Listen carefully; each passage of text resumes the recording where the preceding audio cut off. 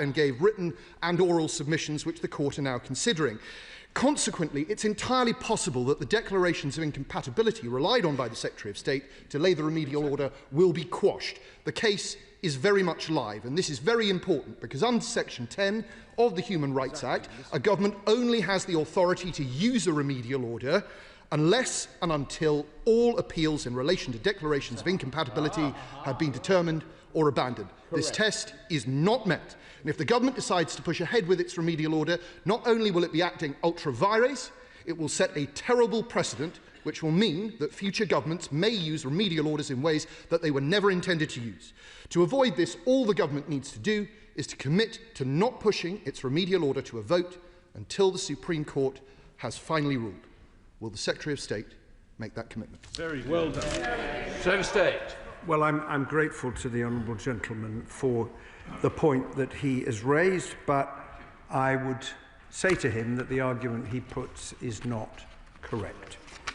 The appeal was abandoned by the government in July 2024, and he says, for reasons that have never been disclosed, the government has been absolutely clear from the beginning, we disagree with immunity and we are committed to repeal and replace the Legacy Act. And Section 10 gives a Secretary of State the ability to make a remedial order when a declaration of incompatibility has been made and any appeal has been determined or abandoned. It has been abandoned by the government. Now, the honourable gentleman has suggested that the ongoing Supreme Court appeal in Divin means that the conditions have not been met and therefore suggests that we may lack the vires to lay this order. I do not agree with his assessment and have made the position clear to the honourable member in the correspondence that we have had, I think an exchange of 2 emails and 2 letters. I can confirm to the House that in July 2024 the government formally abandoned its appeal concerning the declaration of incompatibility relating to immunity from prosecution. That declaration was not part of the appeal that is now before the Supreme Court. And the fact that the Northern Ireland Veterans Movement was granted permission to intervene does not alter this legal reality. Foster. Thank you, Madam Deputy Speaker. Last month, the House debated the Troubles Bill, and we heard many moving contributions about the devastating loss experienced by families, including military families, many of whom are still seeking answers. Does the Secretary of State agree that the voices of those whose governments, of the government's legislation, what it's for, should be at the forefront of our minds when we debate it and every time we debate it? Thank you. I do agree with my honourable friend, and I would just further say that the honourable gentleman who speaks for the opposition and the principal opposition party remain, it seems, wedded to immunity, which was well, the honourable gentleman says once again, as he does in all these debates, conditional immunity. I think the last time we debated it, I reminded him what the legislation of the last government said. It said that the Commission must give immunity if the conditions for giving immunity are met, which are quite clearly, well, the honourable gentlemen have not reminded themselves of what their legislation said. All that was required was that for somebody to come forward and to say what they had done, and if what they had done was an offence, then the Commission must grant them immunity. And I would say to the opposition that at some point they do need to recognise that that provision for immunity for terrorists, because the last government said we wish to give immunity to terrorists, had no support in Northern Ireland. And I'm sorry that they don't recognise that, because I've said on many occasions progress cannot be made in trying to deal with the problem of legacy when the provision that is in the current legislation, which we are committed to repeal and replace, has no support in the place that suffered more than anywhere else during the course of the Troubles. Can I remind colleagues, if they wish to ask a question, they should be bobbing and try and reduce chuntering from the front benches. I ask the Liberal Democrat spokesperson, Dr Alpinkerton. Madam Deputy Speaker, the introduction of a remedial order is welcome and necessary, even if its timing is potentially vexed. This remedial order promises to finally end the policy of conditional immunity that was integral to the 2023 Legacy Act, a policy that may have had benign intentions, but which did put us at odds with our international legal obligations and which regrettably drew a moral equivalence between UK service personnel and terrorist paramilitaries. I note the Joint Committee on Human Rights' second report, published last week, which recommended its approval. However, I also note that committee's concern regarding the unusual sequencing and timing of the remedial order in relation to the forthcoming primary legislation. Now, given the overtly political processes that led to the 2023 Act, there is an additional responsibility, I would suggest, on this government to ensure that this process is handled properly and that the process, as much as the policy, is seen to be fair-handed. There is a broad recognition of the need to repeal and replace the 2023 Legacy Act, but we also need to acknowledge that the removal of conditional immunity has created real anxiety, particularly among veterans groups. They fear the risk of prosecution. And so I also welcome the Secretary of State's letter circulated yesterday, Annex A in particular. So can I just ask the Secretary of State, if I may, three things. First of all, to clarify... You have exactly 1 minute and you've gone over, so my apologies. Secretary of State. Well, I'm grateful to the honourable gentleman for what he said and for the support that he gives to what we are seeking to do in the remedial order. I acknowledge the responsibility that the government has. These are quite unusual circumstances, and the reason that we are here debating this is because the Joint Committee on Human Rights has acknowledged those unusual circumstances, and despite having made other comments in this report, which we will all have read, has come to the conclusion that they give their approval to this and have recommended that the House support it. And I welcome what the Joint Committee on Human Rights has had to say.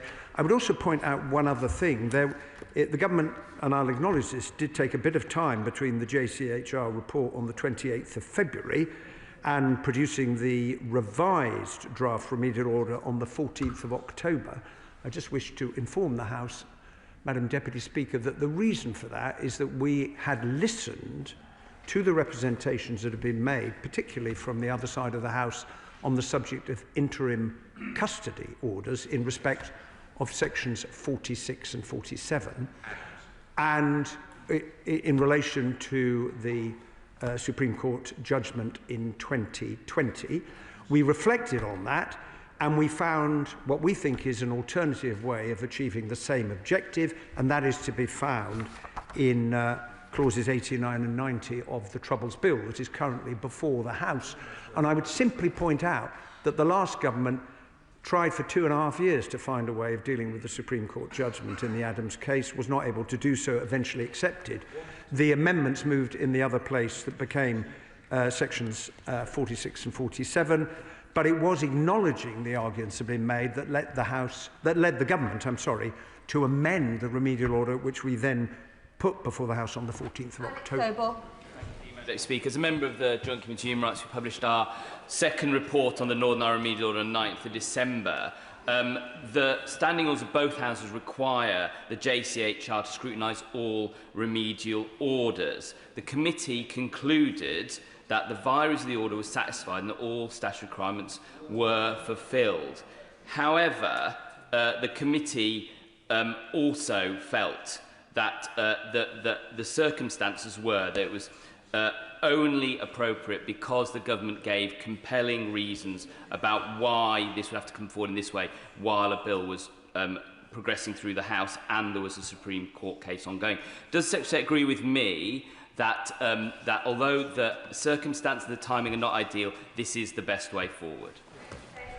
Well, I do agree with my honourable friend. The circumstances are unusual, but the government does believe it has a compelling case, and the JCHR agreed with the government's assessment. Yeah.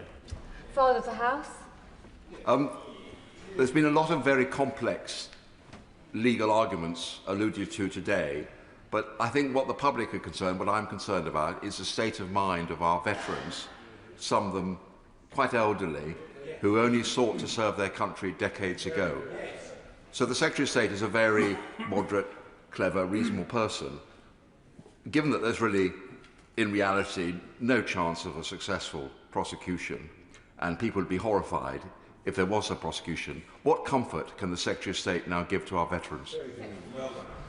Well, I agree with the right honourable gentleman that we only have to look at the figures to see that the prospects of any prosecutions in any cases are increasingly remote because of the passage of time, the difficulty in obtaining evidence. But what the government has done, having listened very carefully to the representations that veterans have made, has been to set out in legislation the protections, and we will return to the House when we consider the bill in committee.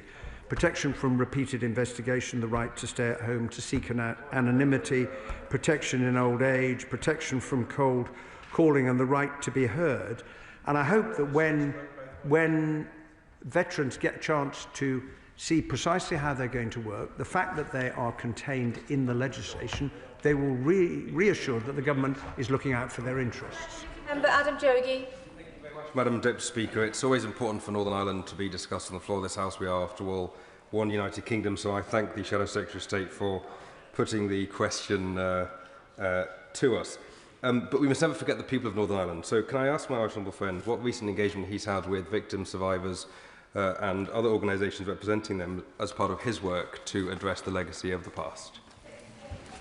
I have had many such meetings. The Victims and Survivors Forum, for example, I've met twice in the recent past to explain the legislation that the government has published. I would make the point that there is a great lack of trust on the part of victims and survivors in Northern Ireland who feel they've been let down many times before. And trust undermined it's very hard to rebuild it. They are taking account of the legislation the government has passed.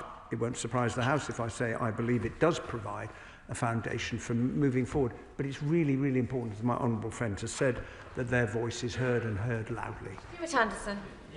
Thank you, Madam Deputy Speaker. On the 12th of November, I raised with the Prime Minister the alarming statement from 9 former generals that attacked the government's approach to lawfare against our armed forces.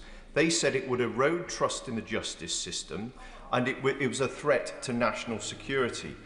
Can the Secretary of State confirm if the Prime Minister has met with these 9 former generals, and has it changed his approach to attacking veterans? Well, I don't accept the characterisation that the honourable member puts before the House. The government is not engaging in lawfare against veterans. Well, I refute. I've read that letter and many others. I refute the suggestion that the government is engaging in lawfare. We have been meeting a very large number of veterans' organisations. I myself have met the SAS Association and others. Ministry of Defence ministers have met. We are listening, and the House will see when we come to committee stage the results of those considerations, because the government is absolutely determined to ensure that there are proper protections in recognition of the hugely important and dangerous role that those who served in Operation Banner performed in trying to keep the people of Northern Ireland and indeed of the United Kingdom safe. Peter Swallow. Thank you, Madam Deputy Speaker. As a member of the JCHR, I'm concerned that the Shadow Northern Ireland Secretary may have inadvertently misled the House when he suggests that our committee did not discharge our role seriously and consider all of the evidence in this case when we produced the report.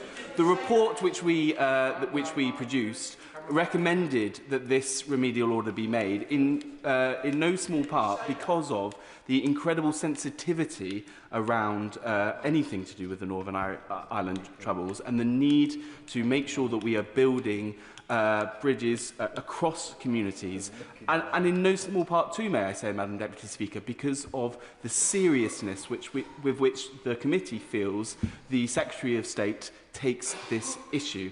It is therefore quite right, I believe, that the Secretary of State make this a remedial order. Does he not agree that it is not right, not serious politics, to play party politics with such a delicate issue? Well, I would say to my honourable friend, who is a distinguished member of the committee, that I am grateful for the support that the Joint Committee on Human Rights has given for the remedial order and for the government's assessment of the compelling reasons. And personally, I'm not accusing anybody of anything else. I want to try and get this legislation right, as I've said to the House many times before, and I will work with all honourable members who will join me in that task. Gavin Robinson. Thank you very much, Madam Deputy Speaker. The Secretary of State is perfectly entitled to pursue a policy desire of removing immunity. Indeed, he knows that my colleagues and I support that position. We found it quite difficult that yet another government was prepared to offer a different variation on immunity for the perpetrators of terror in Northern Ireland. We find that repugnant. So we support the notion that immunity should not stand. But that's not the question before the Secretary of State today. The question before the Secretary of State is whether he should misappropriate a remedial order process, which is about dealing with the incompatibility of human rights law, not incompatibility with his policy objectives. So for as long as a question still remains before the Supreme Court, which it does, though it's not his appeal, it is the Northern Ireland Veterans Movement, is it not better, given he's acknowledged there is an issue of trust on this issue, that he should just at least wait? I would say two things to the right honourable gentleman. Firstly, I would reject the suggestion that I or the government has misappropriated a remedial order or misapplied Section 10 of the Human Rights Act. And I would cite in aid of that argument that the JCHR, whose job it is to scrutinize, well, he shakes his head, it is their job to scrutinise. If they had come to the House and said, we don't think the case is made, well, the government, of course, would have respected that. That is not what the JCHR said. The second reason is time is not waiting for the victims. It is not. And that is why the government thinks. There are those I've spoken to say, well, as long as it's still on the statute book, even though it has been declared incompatible, we doubt whether we can trust the process. And having decided, Madam Deputy Speaker, to keep the Commission but to reform it, I think it's right we remove that uncertainty as swiftly as possible, and that is what the remedial order is seeking to do. I think the whole House can agree this is a very serious and sensitive topic. Can I ask members to be mindful with their language and ensure that they're not heckling whilst they are seated? I call Select Committee Member David Smith. Thank you, Madam Deputy Speaker. The Secretary of State, you've already confirmed that under the Legacy Act, the immunity provisions were never commenced, and so therefore it's important to say that nobody ever was granted immunity under them.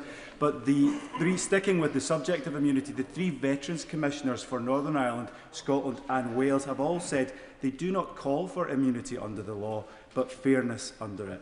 Does he agree with them? I agree with that statement completely, which is why I must confess my disappointment that the opposition is still clinging to the notion of immunity, including immunity for terrorists. The Veterans Commissioners are quite right. They want fairness, and that is what the government is determined to deliver. Sir Edmund Smith. Madam Deputy Speaker, I just simply say to the Secretary of State, it does seem like ridiculous haste when the Act is going through right now, and that surely to do this when he knows for a fact that there is already an appeal going on does, as has already been said, become abusive in terms of the real purpose of a remedial order. And I suggest to him really that for all the stuff about the fact of people being let off, all to do with the fact of immunity. That's not the issue. The issue today is, are they misusing their powers to rush something through which they could have dealt with through the course of this Act? Well, I make 2 points to the right honourable gentleman who served with such distinction in Northern Ireland. Is first of all, as we have just heard, immunity was never commenced. It was declared incompatible. It was also struck down under Article 2. And I reject again the suggestion that the government is somehow abusing the process. If that was an argument, then one might have expected the Joint Committee on Human Rights to have agreed with it. It did not. It heard all of the points that have been put, and it concluded that in these particular circumstances it was right to proceed, and that is why it is recommending to the House that it should support the remedial order. Katrina Murray. Thank you, Madam Deputy Speaker. This week's exhibition in the upper waiting hall is a memorial quilt produced by members of the South East Fermanagh Foundation. It's a very moving way to remember those who have been innocent victims of terrorism. The dates on those quilt panels remind us how long those families have been fighting for justice. Can I ask the Secretary of State what message he wants to send out to every person who has produced one of those quilt panels for theft, but also to all of those other families from this statement today?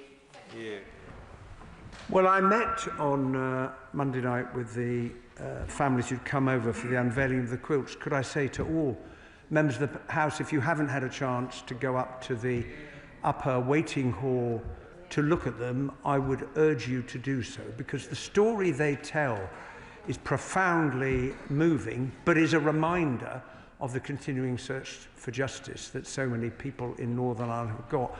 And I would look at those quilts and say it is an argument for what we're trying to do to secure legislation that can actually help find those answers for all those people who are remembered on the quilts that are upstairs. Robin Swan. Thank you very much, Madam Deputy Speaker. In regards to the Secretary of State and the accusation about rushing this through, he will be conscious of an Irish government that isn't rushing anything through in regards to the support, in regards of what's actually doing. Yesterday, the Justice Minister in the Republic of Ireland received permission from the government to draft priority legislation to enable state bodies to give oral evidence to the Omagh inquiry. Madam Deputy Speaker, that was only because the Omagh families are taking legal action. Can I ask the Secretary of State what engagement he has had with the Irish government, actually in regards to bringing forward legislation that matches what is he bringing forward to this place? And can I actually ask him, who's he dealing with at the minute? Because it used to be the Thomas-Symonds Harris, who's now been promoted, or is it the Justice Minister who's bringing forward this, or is it the new FDA Minister? Well, my most recent meeting, and I have many meetings with Irish ministers and discussions with the Taoiseach of the Taoiseach, was with Helen McEntee, who has just taken over from Simon Harris at the Foreign Affairs Ministry. I very much welcome the fact that the Irish government has announced that it's preparing to draft the legislation, as Simon Harris had committed to me while standing next to me, in time for the next hearings of the Omagh bombing inquiry, because that is evidence that the Irish government intends to fulfil the commitments it's made in the joint framework. Anderson.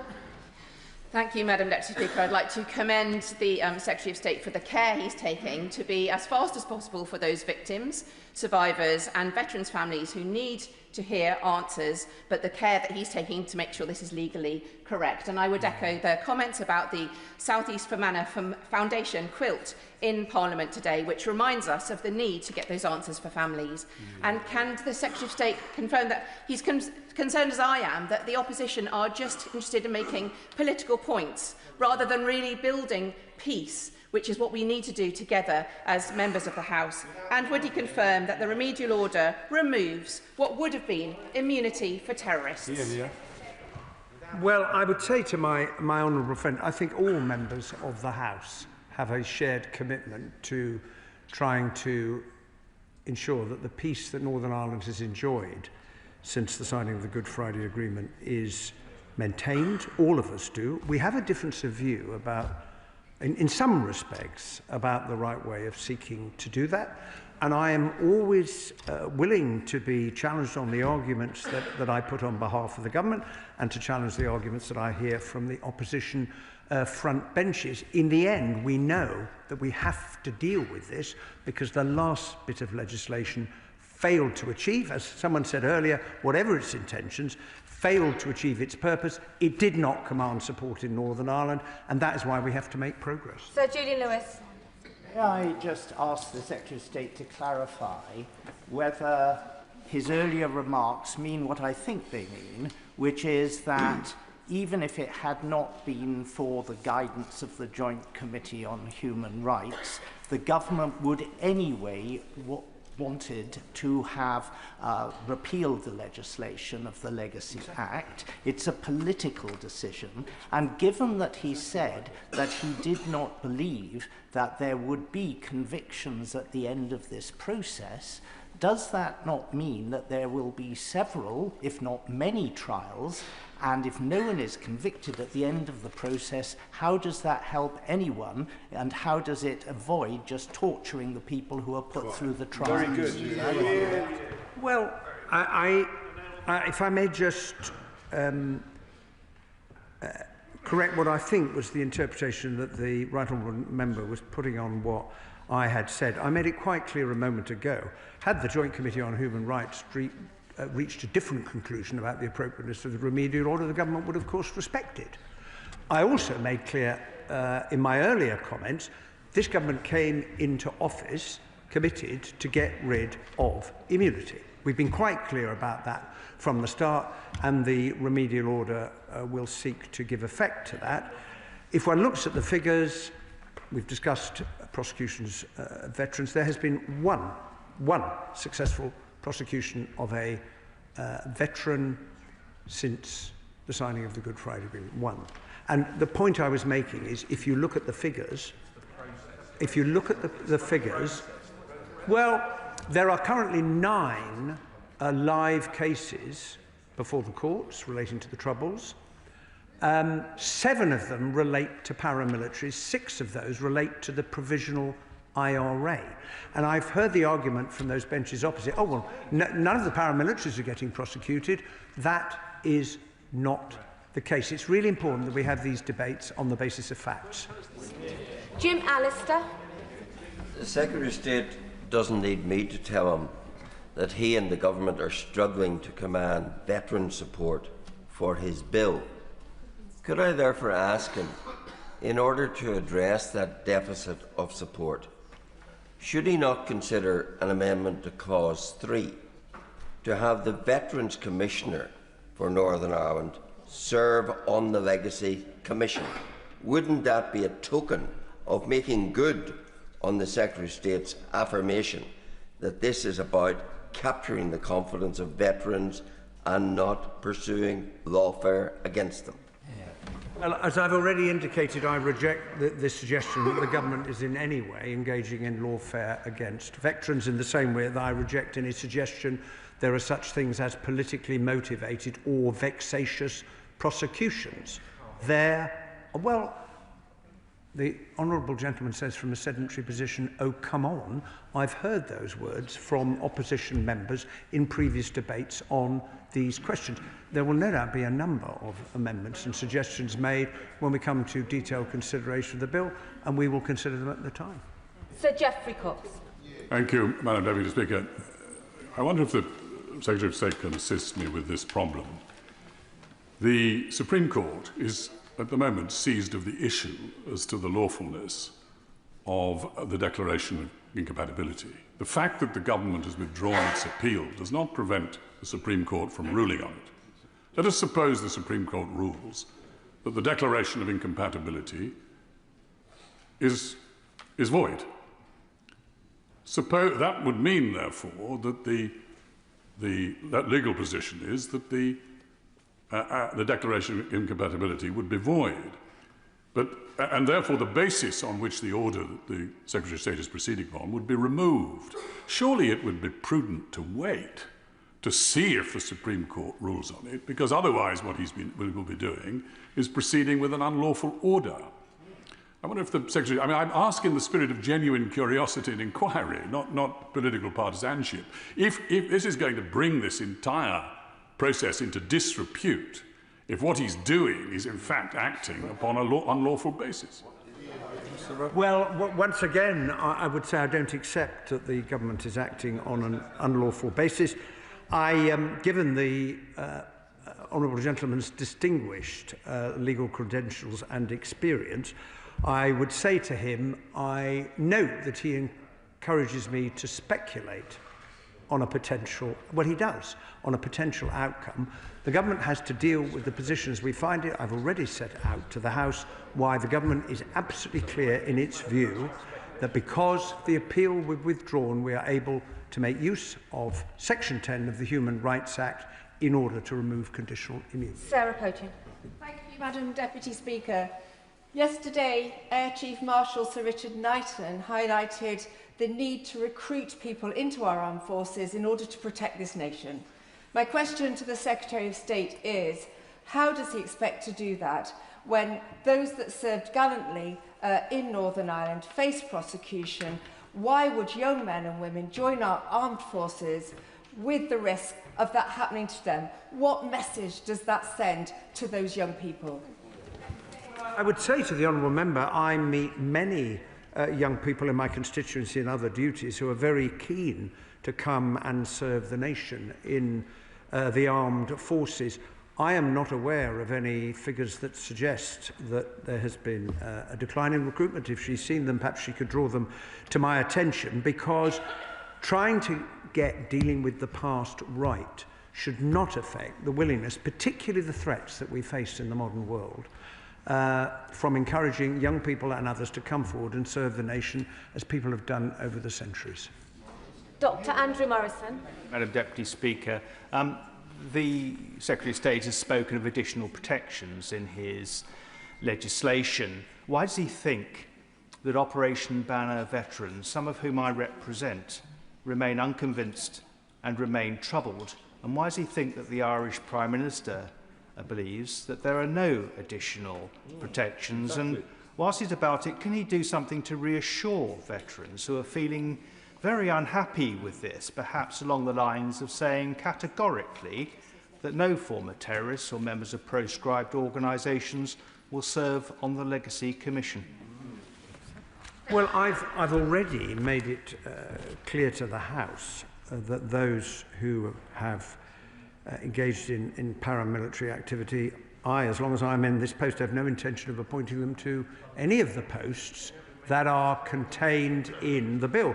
On the protections, I think we all have a responsibility to explain and to point out that they are in the draft legislation in clauses 30, 31, 36, 91, 84, 54, 56, 69 and 8. They are real, tangible protections, and they do respond very directly to the concerns that veterans have raised with the government.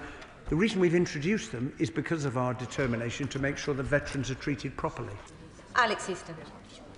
Deputy Speaker, Secretary of State, the official opposition are saying to hold off on the remedial order until the Supreme Court judgment.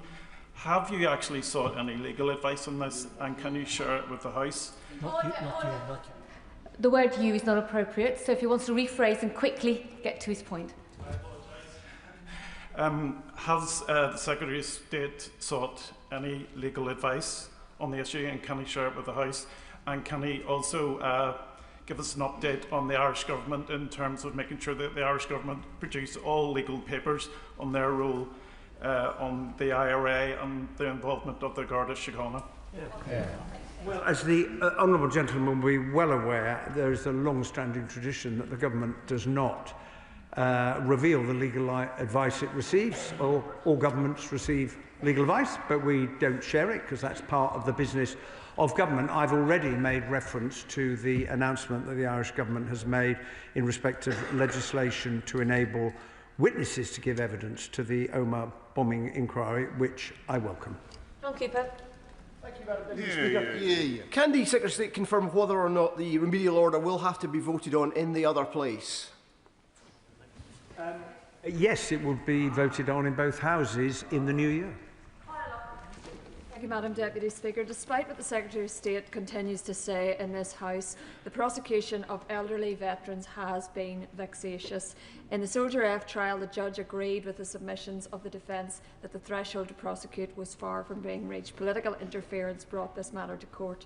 How, if the Secretary of State can't even accept that there's been vexatious prosecutions, does he ensure that this remedial order gives a clear distinction between the bomber who presents him or herself as a victim and the ordinary man and woman or child who were murdered or maimed by the actions of terrorists? Well, there is the clearest distinction between the two groups of people that the honourable member refers to, and I've made it clear from the dispatch box on a number of occasions. There is absolutely no equivalence between those who sought to protect the public and those who committed the most appalling terrorist atrocities. I have to respectfully disagree with the honourable member, because if she is arguing that prosecutions have been vexatious, she is saying that our independent prosecutors are working on a basis that is out with their task, which is in all cases, look at the evidence, is there a reasonable prospect of a conviction, is it in the public interest to prosecute? And if we undermine the independence of independent prosecutors, the separation between the government and the court system, we are sunk as a nation. And that is why I'm so firm in saying there is no such thing as a vexatious prosecution. Thank you, Madam Deputy Speaker. Notwithstanding the fact that the Secretary of State has said the chances of a successful prosecution are very limited indeed, the fact is the punishment is in the process of investigation and trial in the first place. So will the Secretary of State now look sympathetically at appropriate amendments to the bill to make sure that the bar is raised very, very high, so it's almost impossible for one of our brave veterans to be prosecuted in our courts? Well, as I've said to the House before, of course I will look carefully at all of the amendments that are put down to the bill when we come to debate it at committee stage and report of the whole House here. The test, as I indicated in answer to the previous question, for prosecutions is the same now. It will be the same in the future as it has been for the last 30, 50, 70 years. Those of greater legal experience will be able to tell the House how long that has been the case. It will not change because it depends on the evidence. What we are doing is setting out in the bill that in order to reinvestigate things, the Commission has to be of the view that it is essential to do so, and that is a very high bar, the word essential. Final question, Jim Shannon. Thank you, Madam Deputy Speaker. The Canova report was clear in proving that there was no evidence of state collusion or machinations, and yet the Republican drum still bangs to cover the sound of the voices of the innocents, calling for justice and to be heard.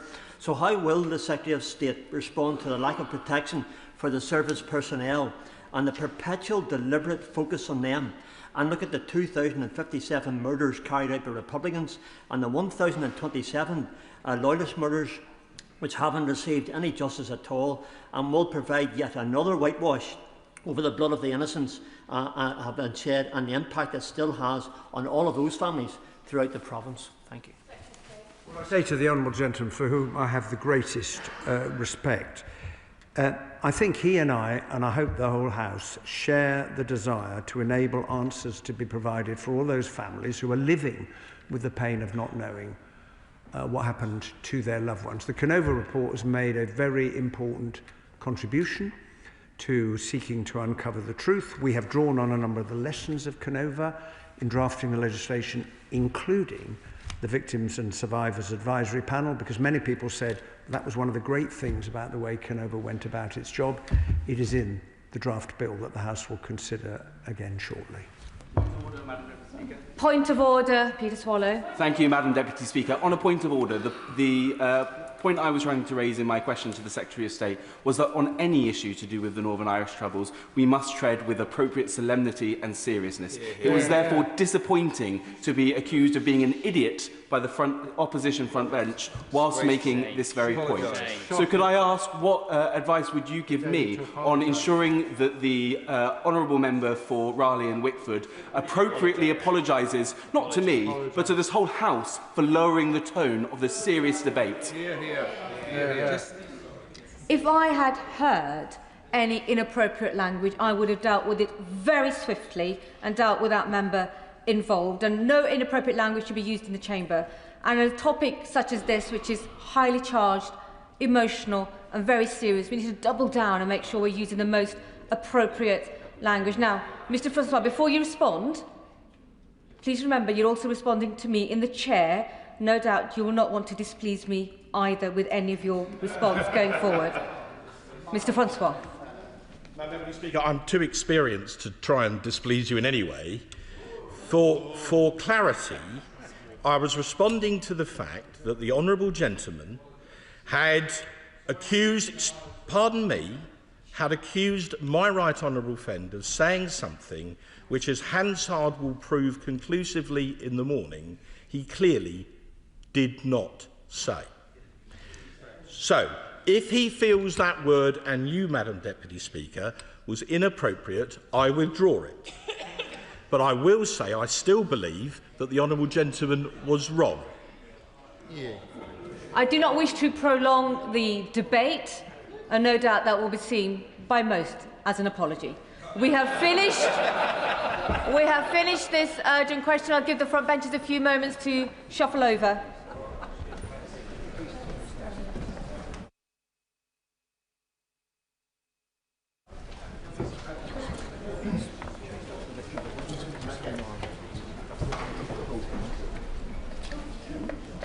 If the Secretary of State would be seated, I can.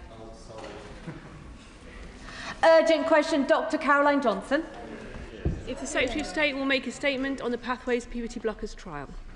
Secretary of State, West Thank you, Madam Deputy Speaker. And let me just start by acknowledging the sensitivities around this issue, the strong beliefs held around this House, and for all the division and divided opinion we have, there is a shared determination of everyone, I believe, in this House to do the right thing by a vulnerable group of children and young people.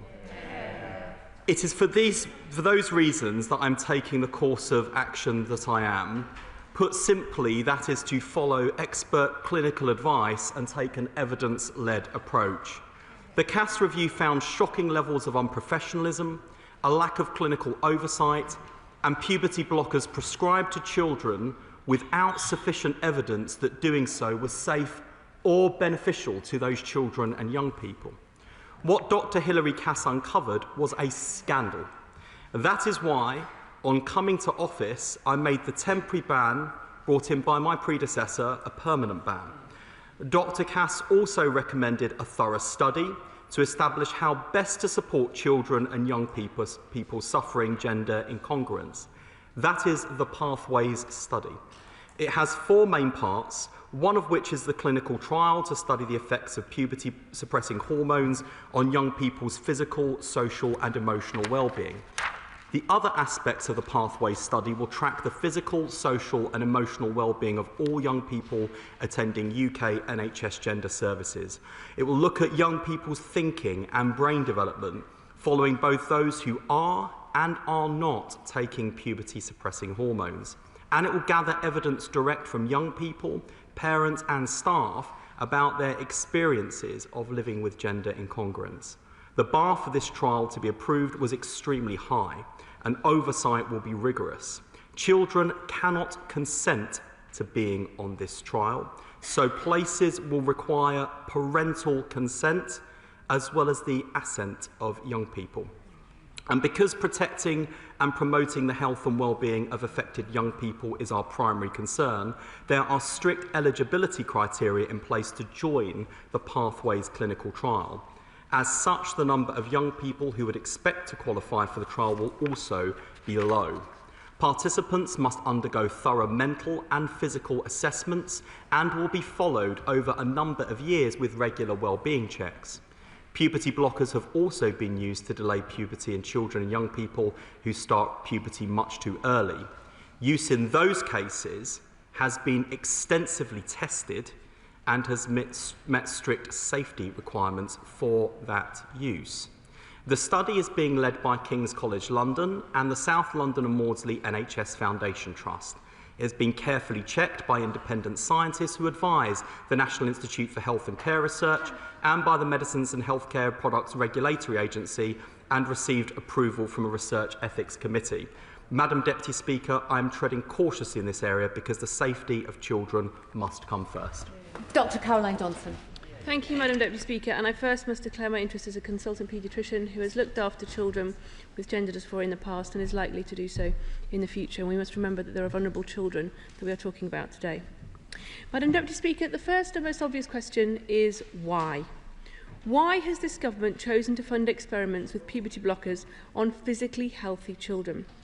Despite saying he was comfortable with this trial in a briefing to MPs, the Secretary of State told the media on Friday and Select Committee this morning that he is in fact uncomfortable with it. Why is it even being considered before the data linkage study is complete? 9,000 children went through the Tavistock. Many of them came out regretting being encouraged to irreversibly damage their bodies. We should look carefully at those outcomes before we make the same mistakes. What steps is he taking to secure the data from the Tavistock and have it analysed? What steps is he taking to hold to account those obstructing access to data linkage information? And what assessment has he made of the motivations of those obstructing that data when this is a study to safeguard children? And what of the trial itself? 226 children will go through this trial. Is that a limit or a target? These children will be randomised to getting puberty blockers now or in a year's time.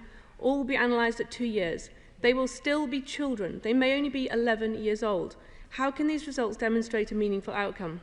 The control group isn't properly randomised but chosen from the Horizon Intensive Trial Group. Is the Secretary of State concerned that this will introduce bias? The criteria of getting puberty blockers under this trial requires just one parent to consent and for the clinician to think it will benefit the child. But on what basis will the clinician decide? The CAS review said the vast majority of children with gender dysphoria will recover, with only a few persisting with trans identities into adulthood. It is not possible to predict which those children will be. So does he accept that the vast majority of children in this, his treating trial, will be given drugs, will be physically healthy children whose distress would get better without any puberty blockers, and that therefore the vast majority of the children in this trial are being unnecessarily experimented on with risky medications under his leadership?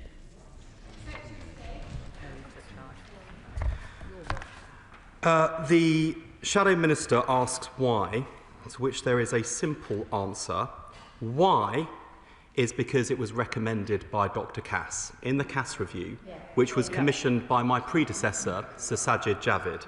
I think that was the right thing to do, and it's why when my predecessor brought forward the Cass review, I supported it in opposition and certainly didn't try and play politics with an extremely vulnerable group of children and young people.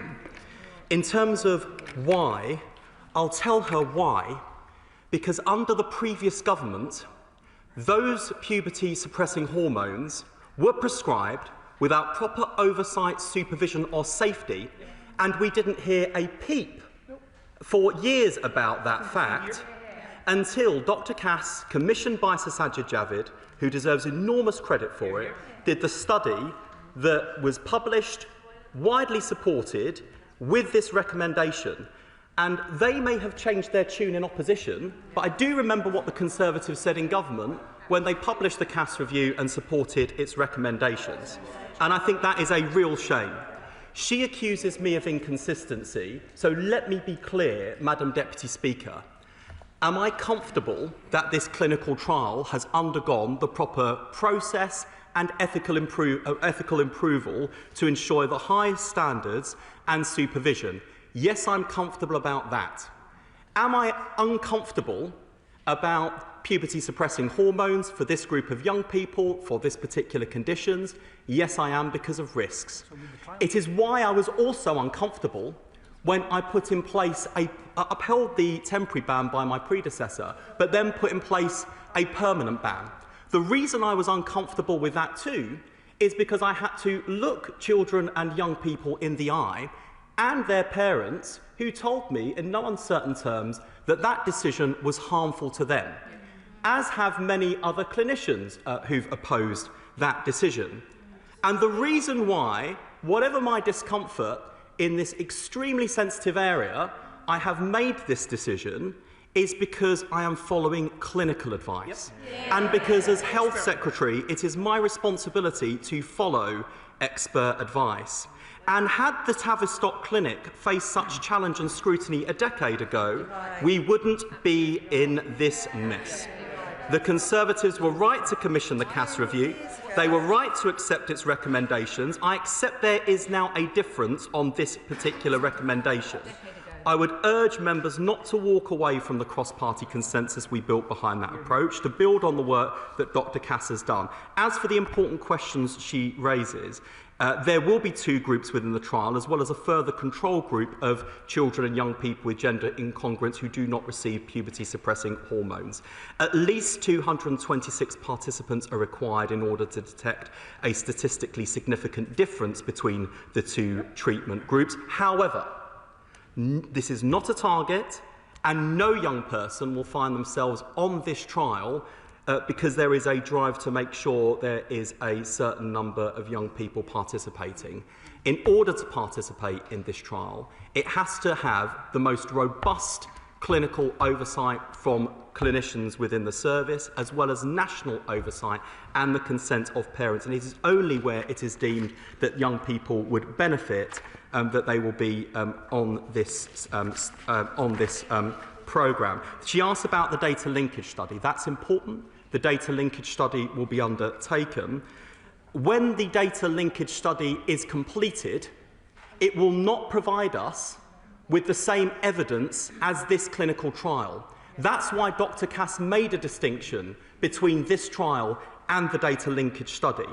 She asks about the motivations of those who withheld data.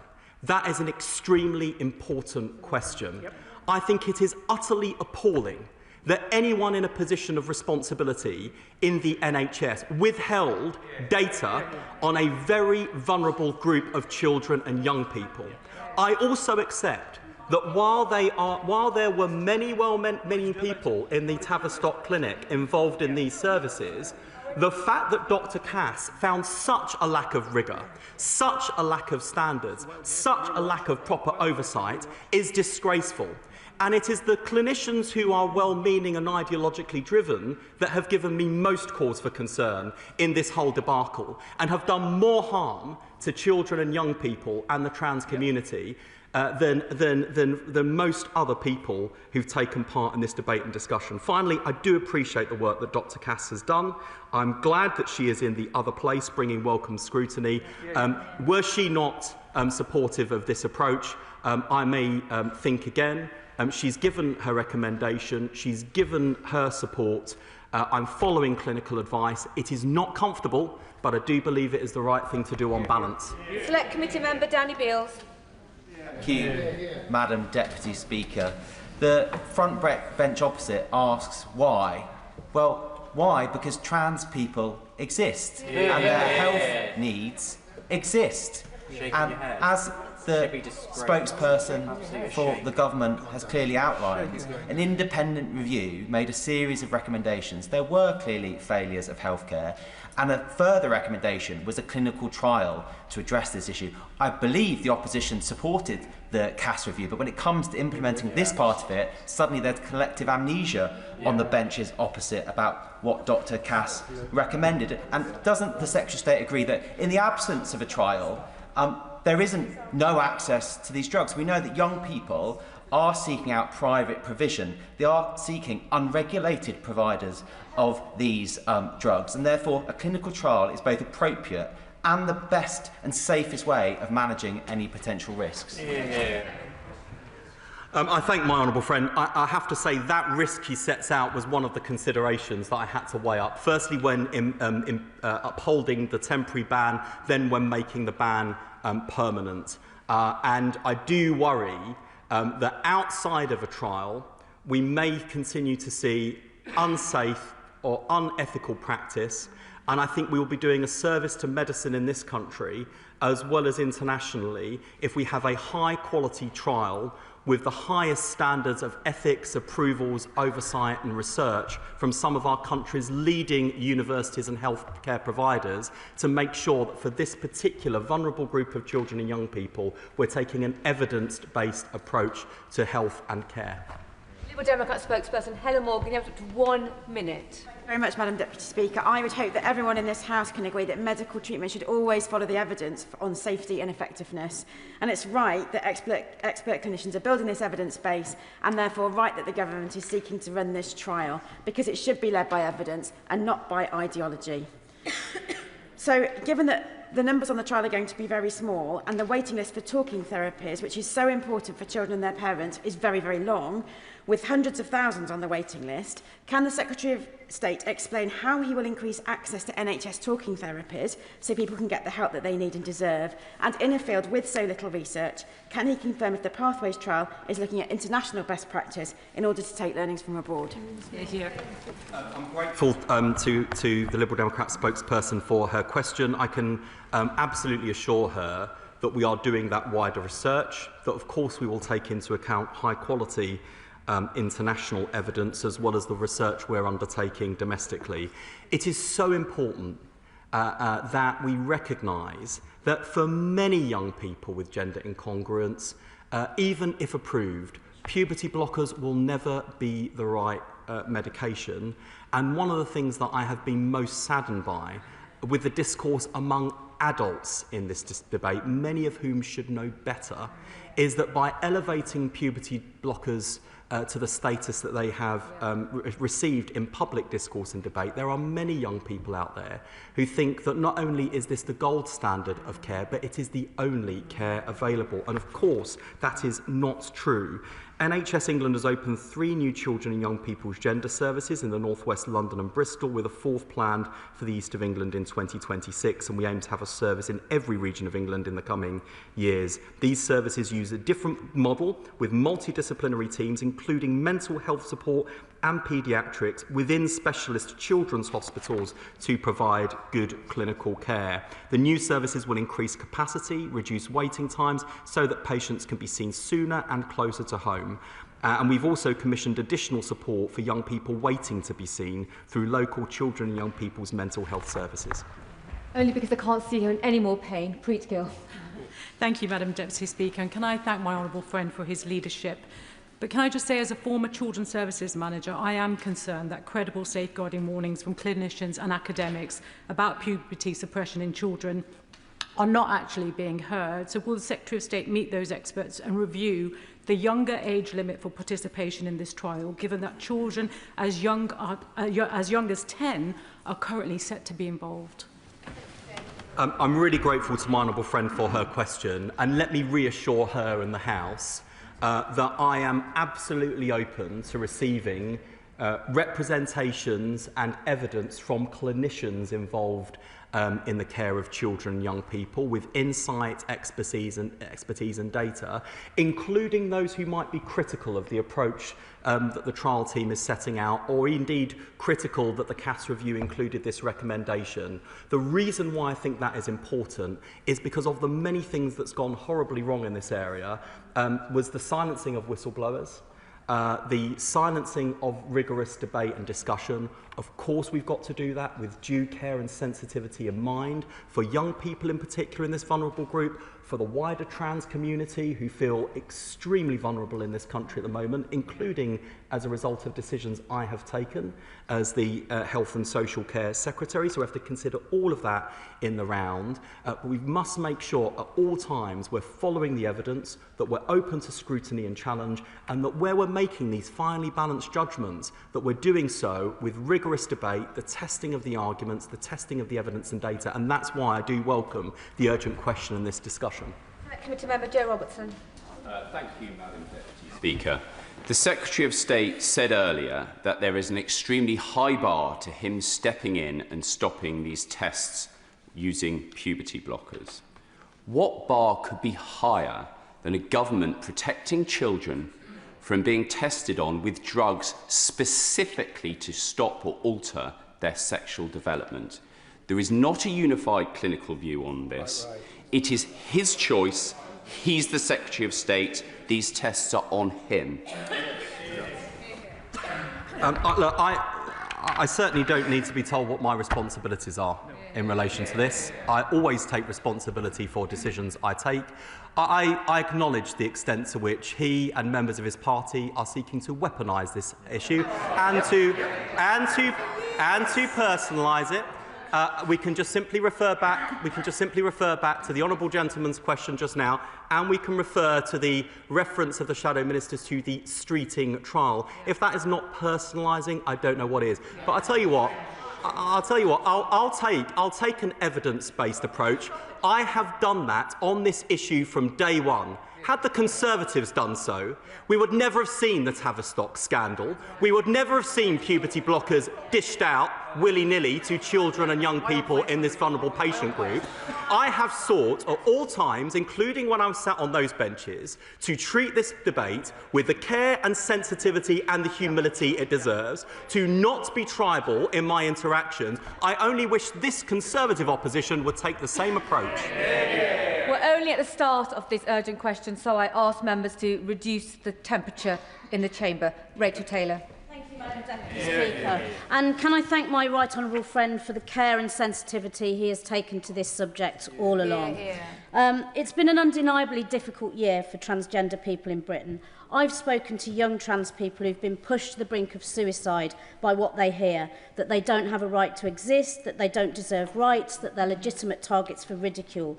And we all in this House have a responsibility to lower the temperature and focus on their welfare, health and dignity. King's College operate the highest standards of safety. Does the Secretary of State agree with me that their expertise and rigour will support the well-being of participants and ensure we get the robust evidence we need and that vulnerable children are no longer treated as political punch bags?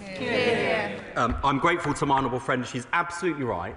That we must engage with due care and sensitivity on this issue. I can share with the House that these exchanges, government policy, what is said by me and others, is followed extremely closely by this group of children and young people who are extremely online, by the wider LGBT+ community, and my honourable friend is right. That trans people are often at the wrong end of the statistics when it comes to being victims of hate crime and discrimination and mental ill health. We must always tread carefully when talking about suicide in this context and bear in mind the warnings of the government's advisor on suicide prevention, Professor Lewis Appleby, and the way in which that issue has been deployed irresponsibly by critics of the ban on puberty blockers that was put in place. We bear all of those things in mind. I do think we've got a high quality trial set up. I do have confidence in the clinicians. We've had a cross-party briefing from the clinical team. I'm very happy to repeat that exercise and to keep coming back to the House and to arrange briefings for MPs on a cross-party and for peers on a cross-party basis so that we can follow this closely as we should. Tom Tugendhat. Thank you, Madam Deputy Speaker. I welcome the care with which my right honourable friend has approached much of this, and I appreciate that he has before him some very difficult decisions, especially because of the way the report was written. But I must come back to the simple truth that these are very, very young children. Decisions will be made for them, I appreciate, by parents taking that element of consent, that are genuinely irreversible. And whatever happens, we're going to see 8, 9, 10-year-olds grow up to 18, 20, 25-year-olds, at least we hope we will, who have effectively been experimented on. Now, some of those children are going to resent very greatly, not just the system, not just their parents, but those who allowed this to happen. And here I identify the Department for Health and Social Care, not necessarily the Minister himself. What provision is he putting in place to make sure that should those children wish to bring legal action against the department, against those who took these decisions at a time when they were not able to give any form of informed consent, they will be able to have redress, they will be able to have their day in court? Can I firstly thank the Right Honourable Member for the way in which he puts his concerns, and I know he is concerned about this trial. I know he's stated publicly his opposition to it, and I enormously respect the way in which he has done that. And these are finely balanced judgments, and I acknowledge that. The CAS review found that puberty blockers have been prescribed routinely without good evidence for their safety or effectiveness. And that's why a clinical trial was proposed. They are licensed and used safely in much younger children for precocious puberty or older adults for certain cancers. For adolescents, the interaction with all the different processes of puberty may be very significant, which is why more evidence and a better understanding of their impact is needed in this patient group. Anyone on the trial can choose to stop taking puberty-suppressing hormones and leave the trial at any time. They do not need to give a reason. If a young person decides to stop taking puberty-suppressing hormones, their care in the NHS, including the gender service, will not change in any other way, and their doctors will explain to them and their parent or guardians what treatment options are available. And I know there are concerns about longer-term impacts on fertility. Prospective participants will be given comprehensive information on the advantages and potential risks of these hormones, including details about preserving fertility. Doctors will explain the possible long-term consequences and available options. Young people will also be offered to consult a fertility specialist, and the young person and their parent or guardians must clearly demonstrate a full understanding of all of these issues, and only then, after that, would a clinician sign off on the admission to the trial. I ask colleagues to keep their questions short and for the Secretary of State to keep his responses on point. Select Committee Member Josh Fenton-Flynn. Thank you, Madam Deputy Speaker. I hope that we can all agree that the young people involved should not be used by anyone as a political football. Can my honourable friend please assure me that this process and trial will be clinically led and not as a result defined by rhetoric in this place or anywhere else? I can certainly give my honourable friend that assurance. Christine Jardine. Thank you very much, Madam Deputy Speaker. Can I also welcome the tone and the sensitivity that the Right Honourable Gentleman has taken to this issue, not just today but throughout. We all recognise that we should be led by evidence in this. It's absolutely vital. But the trans community is, as has already been mentioned, a reality. They feel very vulnerable, very attacked, and there are those who have been on these medications for some time and are now concerned that they may no longer be available. What can he tell us to reassure them that they will be safe? Well, Madam Deputy Speaker, there have been, as I reported at the time that we put in place the permanent ban, there have been arrangements for people who were previously being prescribed puberty blockers. For people who wanted to access them but couldn't once the ban came in, they have not been able to access them through authorised means. I recognised when I took that decision and through the representations that I have received both directly and in writing, that caused considerable pain and distress to a very vulnerable group of children and young people and people who care very much about them. That has not been something I'm indifferent to and something that I have taken very much into consideration. But with respect to all of those people I have met, no amount of political pressure should deter a health secretary from moving away from the clinical advice and expert opinion that really should underpin these sorts of decisions. Tom Hayes. Thank you, Madam Deputy Speaker. I welcome the trial and I commend the Secretary of State for following clinical advice and for the work of government in trying to build a consensus for one of the most minoritised communities in our country. Can I ask the Secretary of State, a man who I know to have empathy and thoughtfulness, to speak directly to trans people who will be watching this debate, who may at this Christmas time be struggling with estrangement from family and from other difficulties? Can he speak to the dignity and worth to which they are entitled and send a message that this House has their back? I'm grateful to my honourable friend for that question.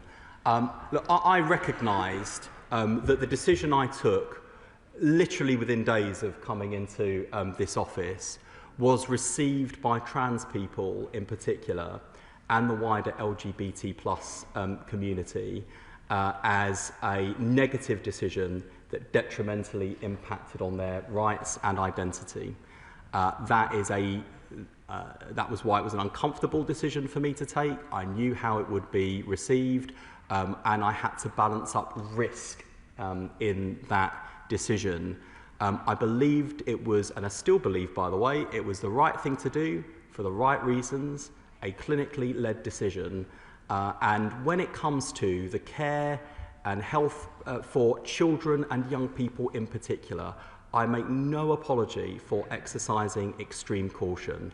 I do want trans people in our country to know that this is a government that respects them, respects their identity, wants them to live with dignity and safety and inclusion. That is the approach the government is taking. I realise that decisions I have personally taken have not been received in that way, and that has not been comfortable for me, but I do believe it's been the right thing to do.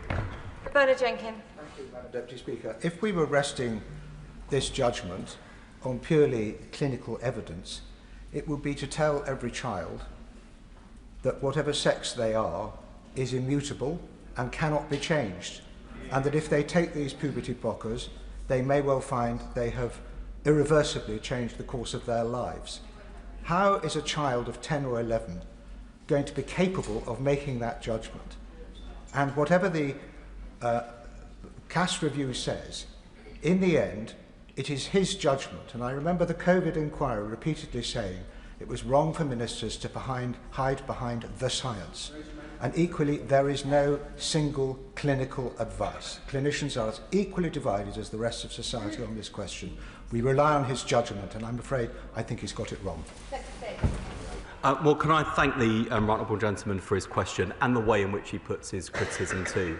And for the avoidance of doubt, as I said earlier, I know what my responsibilities are. I understand the decisions that I take in this office, and I understand that I'm accountable for those decisions, and I don't resolve from that. I am following clinical advice. I do think that is the right thing to do in this area. On the question of sex, he is right. Sex is immutable, and even having undergone treatment with hormones or surgery, there are still nonetheless underlying biology means that, for example, trans women would still need to be screened and treated, bearing in mind their biological sex, and the opposite being true for trans men. And we have to draw that distinction between biological sex and gender identity. The final thing I would say is, whatever my discomfort and personal views about this particular trial might be, or the notion of young people using puberty blockers in this way, I cannot ignore, and I should convey faithfully to the House, conversations I've had with trans young people and adults who have described in very powerful and unforgettable terms not just the life-changing but life-enhancing experience they've had. I think particularly of the university student I met, who, if she walked into this chamber now, you would assume was born female, is living her best life and described in very powerful and unforgettable terms the impact that treatment has had for her and her quality of life. At the same time, I think of high-profile cases like Keira Bell's. And that is why we have to tread extremely carefully in this area, follow evidence, build an evidence base, and why these are such finely balanced judgments, and why I can be simultaneously uncomfortable with the permanent ban I put in place and uncomfortable with this clinical trial. I think that's hopefully reassuring to people that I think very deeply about these issues before taking decisions. Thank you, Madam Deputy Speaker. This is a deeply troubling time, as the Health Secretary has said, for the trans community.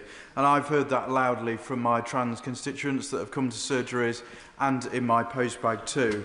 And when suicide rates amongst trans people are higher much higher than the general population. We know where denying that they exist or denying them life-saving healthcare leads. So what reassurances can the Secretary of State give to my trans constituents and the families that support them, who are extremely worried that they won't be able to access the healthcare that they need?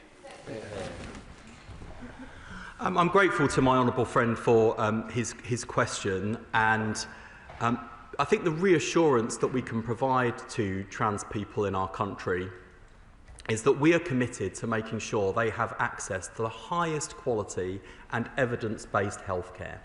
And that doesn't just apply in the case of children and young people, Madam Deputy Speaker. I hope to report to the House before the Christmas recess the work that's been undertaken in the Levy Review into adult services too.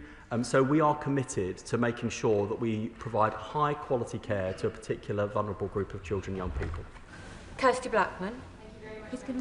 Although I disagreed with the permanent ban that was put in place, it is to the Secretary of State's credit that he has been very clear about all of the competing issues that he's balancing in order to make the decisions that he's making, and I do appreciate that. What I would like to ask is, for those young people who were hoping or are hoping to be part of the clinical trial or hoping to receive puberty blockers for whatever reason, whether it will genuinely make a difference to their lives or whether they believe it will make a difference to their lives, how is he going to ensure that they are given appropriate support, the young people that do not get to become part of this trial when they've been hoping that this will be something that will change their lives?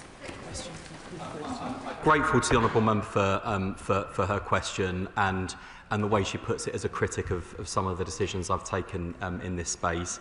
I think the reassurance I can offer is that the way in which the whole study will work is looking at the holistic care that this particular group of children and young people receive, and making sure that on the wider therapeutic side, in terms of mental health support, that support is there, it's evidence-led. So regardless of whether a young person receives puberty blockers, they will certainly receive that wider range of support.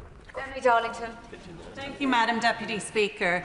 I really appreciate how the Secretary of State is taking a science-based approach. Yeah. I would like to understand, we use puberty blockers for many different conditions. Will there, within this trial, also be looking at the data that has been amassed from those use of puberty blockers for other conditions? Can we also just state on record puberty blockers are reversible, as shown in the evidence? When you stop taking them, they stop working. That is the science behind them. And finally, young people in my constituency are more likely to age out of gender services than they are to get their first appointment. What are we doing to shorten that waiting time, not just for puberty blockers, but actually for all the range of services the NHS provides for trans children? Response. If members do not keep their questions short, I will not get everybody in, and the answers need to be just as short. Thank you. I will try, Madam Deputy Speaker. The answer to my honourable friend's question is, firstly, we will make sure that in terms of the wider support that young people receive, that they get good access, that it's evidence-led, and I've had to wrestle with the fact that some trans people enter adulthood without ever receiving any sort of health care, and I've been heavily criticised by those people in particular for some of the decisions that I've taken, and we're working to reduce waiting times I described. And the second thing to say, look, my honourable friend said that these are irreversible. Puberty blockers. We hear contrary views around the House of saying these are not irreversible. The truth is, the evidence in this area is mixed, and that's why I think we need to build a stronger evidence basis. So, Julian Lewis. The Secretary of State deserves our sympathy for having to negotiate such an ethical minefield. Can he tell us whether the data exists from all the people who had puberty blockers under the old regime? He mentioned having met one person for whom they'd worked well and one person for whom they were a disaster. Surely it should be possible to do a systematic survey of the dozens, if not hundreds, of people who went through this, and might that not be a slightly more constructive and less dangerous way forward? The honourable members, absolutely right that we do need that data linkage study. That will happen. It won't produce the same evidence base as the clinical trial, and that's the distinction between the two. And it's frankly a disgrace that people have sought to withhold that kind of data. It is really important we get it right. I appreciate your sympathy. I would just say I've wrestled with this issue probably more than any other ethical decision I've had to make in this office. I don't require, I don't seek any pity or sympathy for doing so. It's the job I signed up to. It is a job I love doing. I've taken great care and sensitivity in this area because of the particular vulnerability of this group of children, young people. Madam Deputy Speaker, it's fair to say that the recommendations of the CAS review were not welcomed by everyone, not least by all members of the LGBT+ community. But it was the Conservative Party who set out this review and accepted its findings. The Labour Party supported the review and supported the findings. Does the Secretary of State share my concern that there are those who now would seek to cherry-pick which of the findings they agree with and which they do not? And is it not the case that an independent review with such serious and important findings should be accepted in its entirety?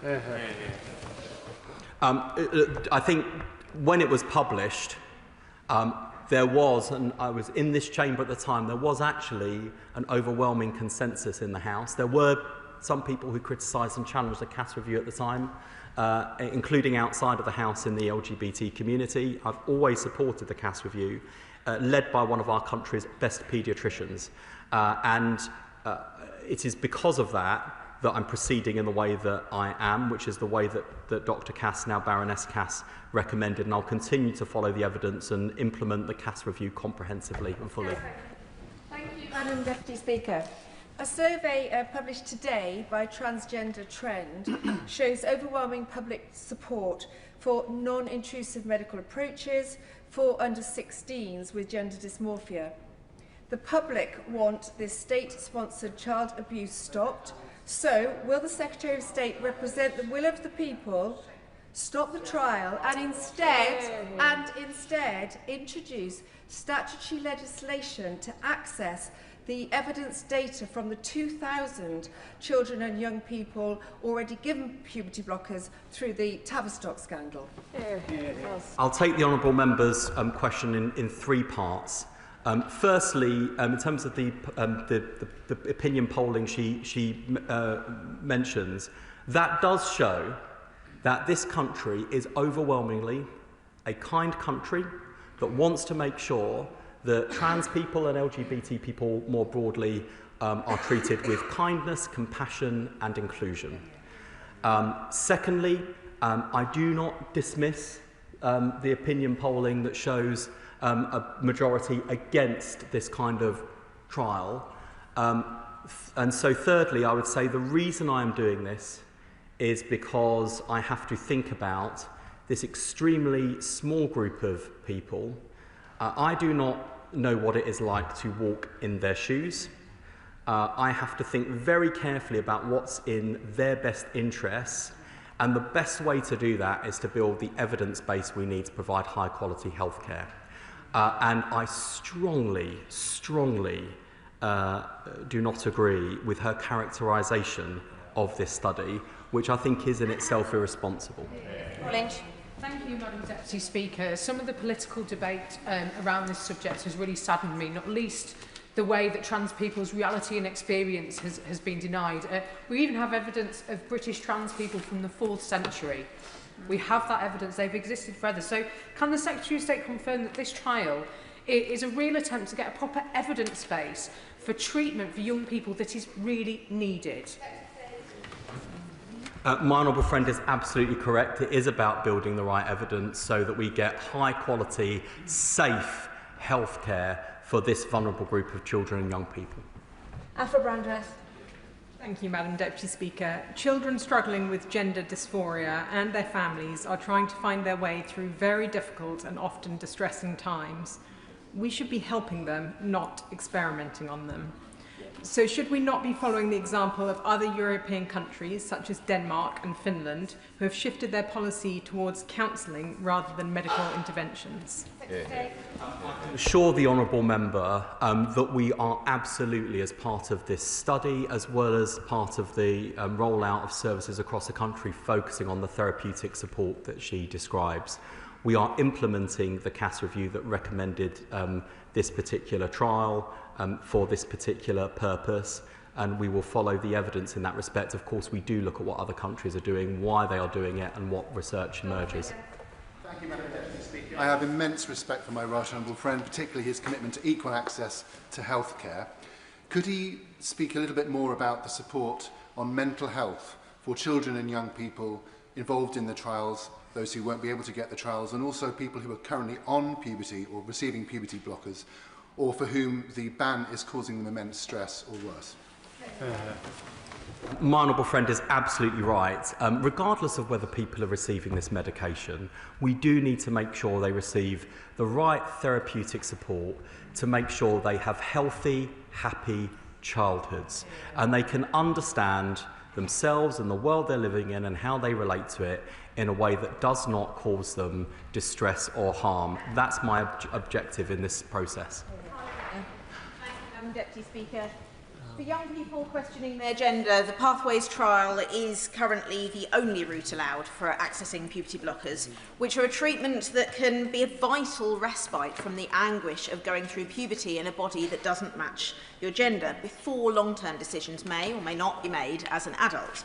I therefore welcome the announcement of the trial, whilst recognising that significant barriers to entry remain. So, my question is, how will the Minister ensure that as many young people as need to can access the trial, including those who need to access puberty blockers as part of support to improve their mental health?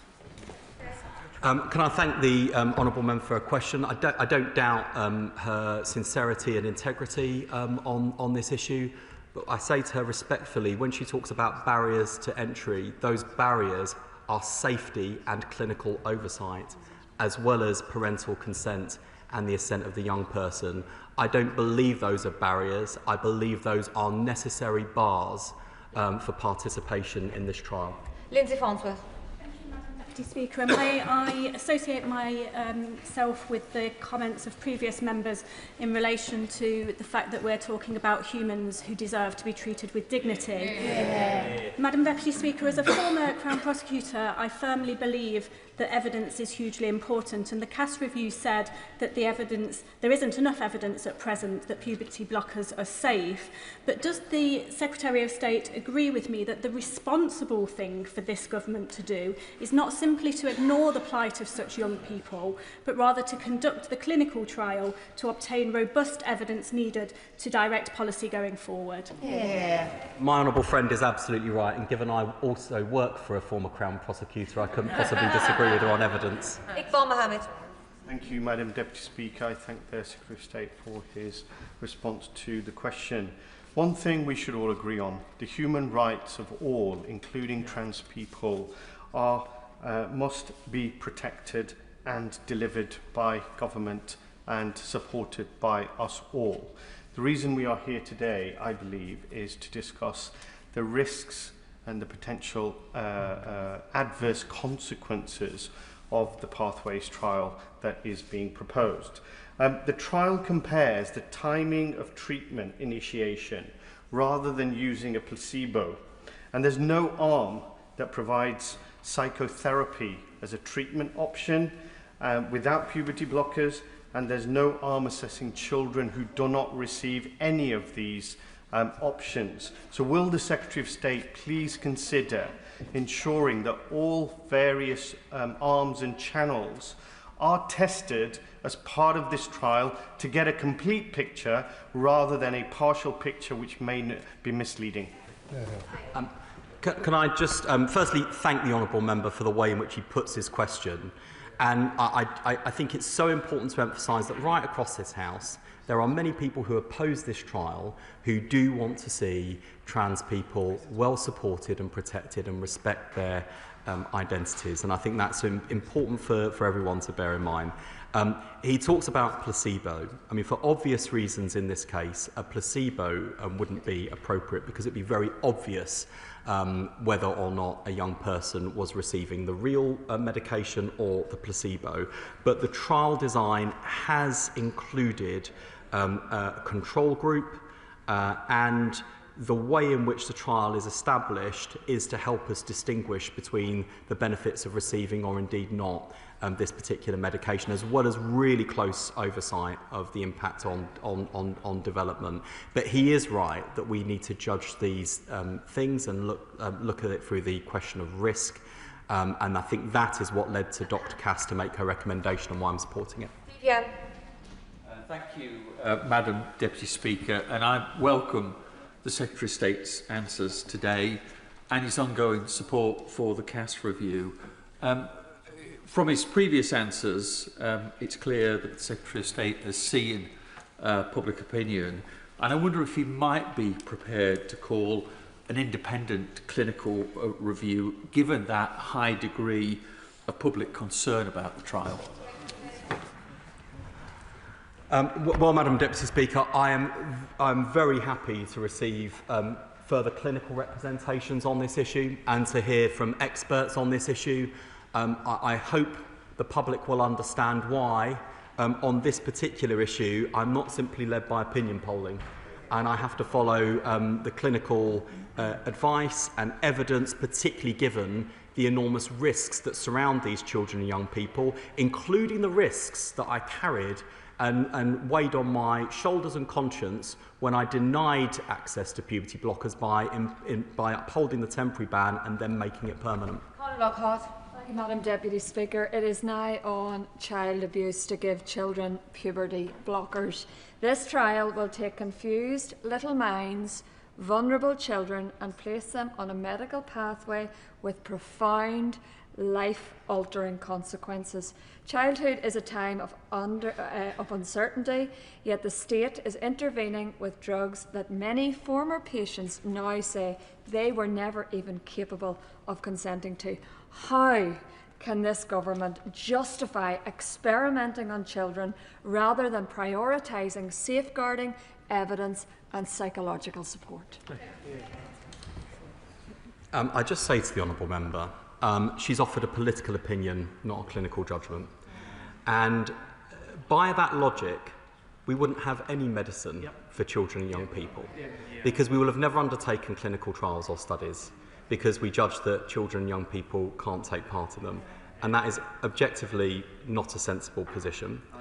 I understand the sensitivity surrounding this particular issue, and she is right to say that there are people in our country who have received life-changing clinical interventions that they have later regretted, and as part of that regret have shared that they did not feel that at the time they were making and could have made an informed decision.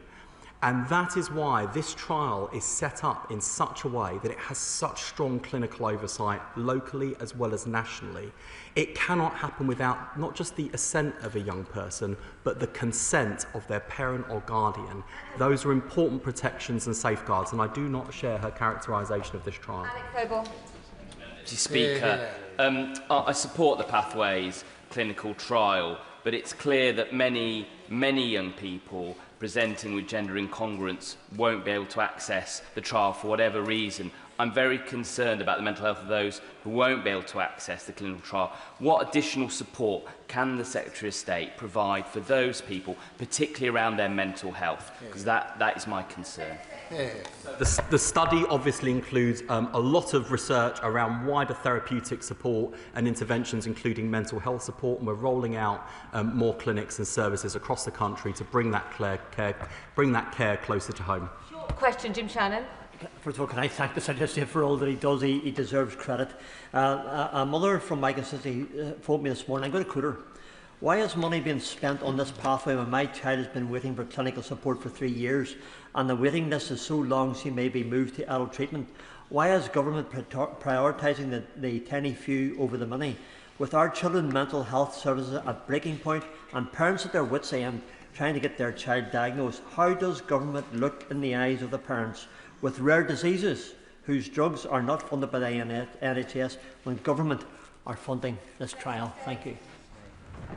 I would say respectfully to the honourable gentleman, who I like very much, and his constituents, it is because I've also had to look into the eyes of people in this community who have not received the right care and seen the deleterious impact it's had on their mental health and well-being. I've had to deal with parents who've suffered loss and bereavement, and we have to make sure that we are doing the right thing by everyone, and this should not be an either-or choice. Samantha Liblet, short question. Thank you, Madam Deputy Speaker. Trans people don't wake up at 18 suddenly trans, it starts before then. And when we talk about protecting children, this means protecting trans children so they can transition into adulthood knowing they had parents and doctors that were advocating for their needs. But this is not a prison sentence either, so I wonder if the Secretary of State can talk about the trial and if people change their mind, whether they are entitled to withdraw from said trial. They certainly can, Madam Deputy Speaker, and if they withdraw, they still get the wider therapeutic support that they deserve. Thank you, Madam Deputy Speaker. We're talking here about physically healthy primary school-aged children being injected with drugs to stop them growing up. There is nothing medically wrong with these children. What these children need is love, support and compassion to help them accept their healthy bodies. They are perfect just the way they are. The Health Secretary says he's uncomfortable with this experiment, and his instincts are correct. In the haunting words of Keira Bell, a courageous young woman, a victim of the Tavistock scandal, I was an unhappy girl who needed help. Instead, I was treated like an experiment. And when these children, who are now going to be experimented on, become adults, they will want to know who did this to me. But this time, the truth will be this was state-sanctioned. Out in the open, I'm afraid to say, at the Health Secretary's say-so. So I am begging the Health Secretary, will he use his power as the politician in charge to do what he must know is right and stop this? State. Can I say to my honourable friend, I wish I had certainty on this issue, and in some ways I envy him for his certainty. And can also say to my honourable friend, having occasionally found myself a lonely voice when sat on those benches in my party, I respect the fact that it is not easy to be in a minority dissenting voice, especially when one feels so strongly about it. So I respect his position, even though I disagree with it. I do think this is the right thing to do. He is right that we need love and compassion and empathy for these young people. We also need to understand what health and care support will produce the best outcomes for these young people, and that's what this trial is about. Thank you, Madam Deputy Speaker, and I do thank the Secretary of State for his leadership on this issue. I think nobody envies him in the decisions he has to make, but he is making the right decision on this issue. During my election campaign, I met a fantastic mother, and I think no mother could have loved their daughter more. And she told me about how when her daughter entered puberty, she had to come to terms with her own biological sex and the impact that had on her mental health. So to delay puberty, she stopped eating. She ended up in hospital, arrived in hospital in an ambulance so weak that she had to be treated in the ambulance. So I welcome that this trial will look at some of the side effects of puberty blockers, but alongside that we'll also consider the impact of not taking puberty blockers in some cases. And can you also update us on how we will be kept up to date on this trial as it progresses? I can certainly promise my honourable friend we will keep the House regularly updated. I must also say to him, it is those risks that he's described that have weighed heavily on my conscience when putting in place a permanent ban on puberty blockers. And I've understood the risk involved and the the vulnerability of this particular group of children and young people. I also meant to say, in response to my honourable friend who asked the question previously, I would say that the parents of trans young people love their children very much, and that has been at the heart of so many of the representations that I've received from parents as well as young people. Final question, Josh Newbury.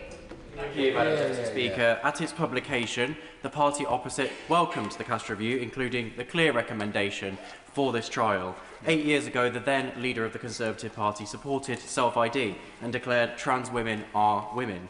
Now we have dog whistle statements like, if we leave these children alone, many will get over it, which the Shadow Minister said just yesterday in Westminster Hall. Would the Secretary of State agree with me that a rigorous clinical trial is the only way that we will get the impartial evidence that he needs to make informed decisions on gender-affirming care for trans young people?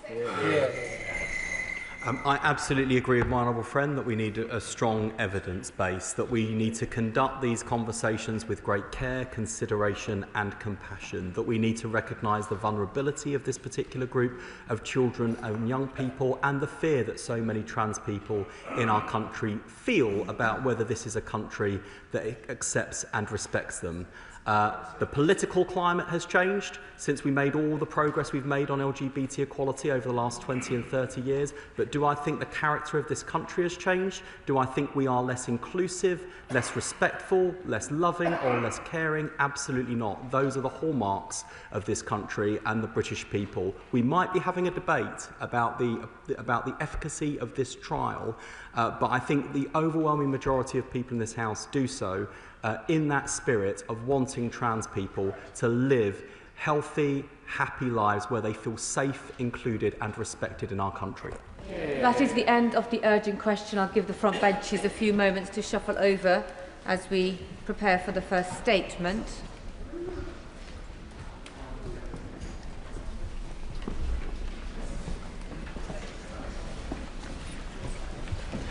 Statement on UK-EU Common Understanding negotiations, and I call the Minister Nick Thomas-Symonds.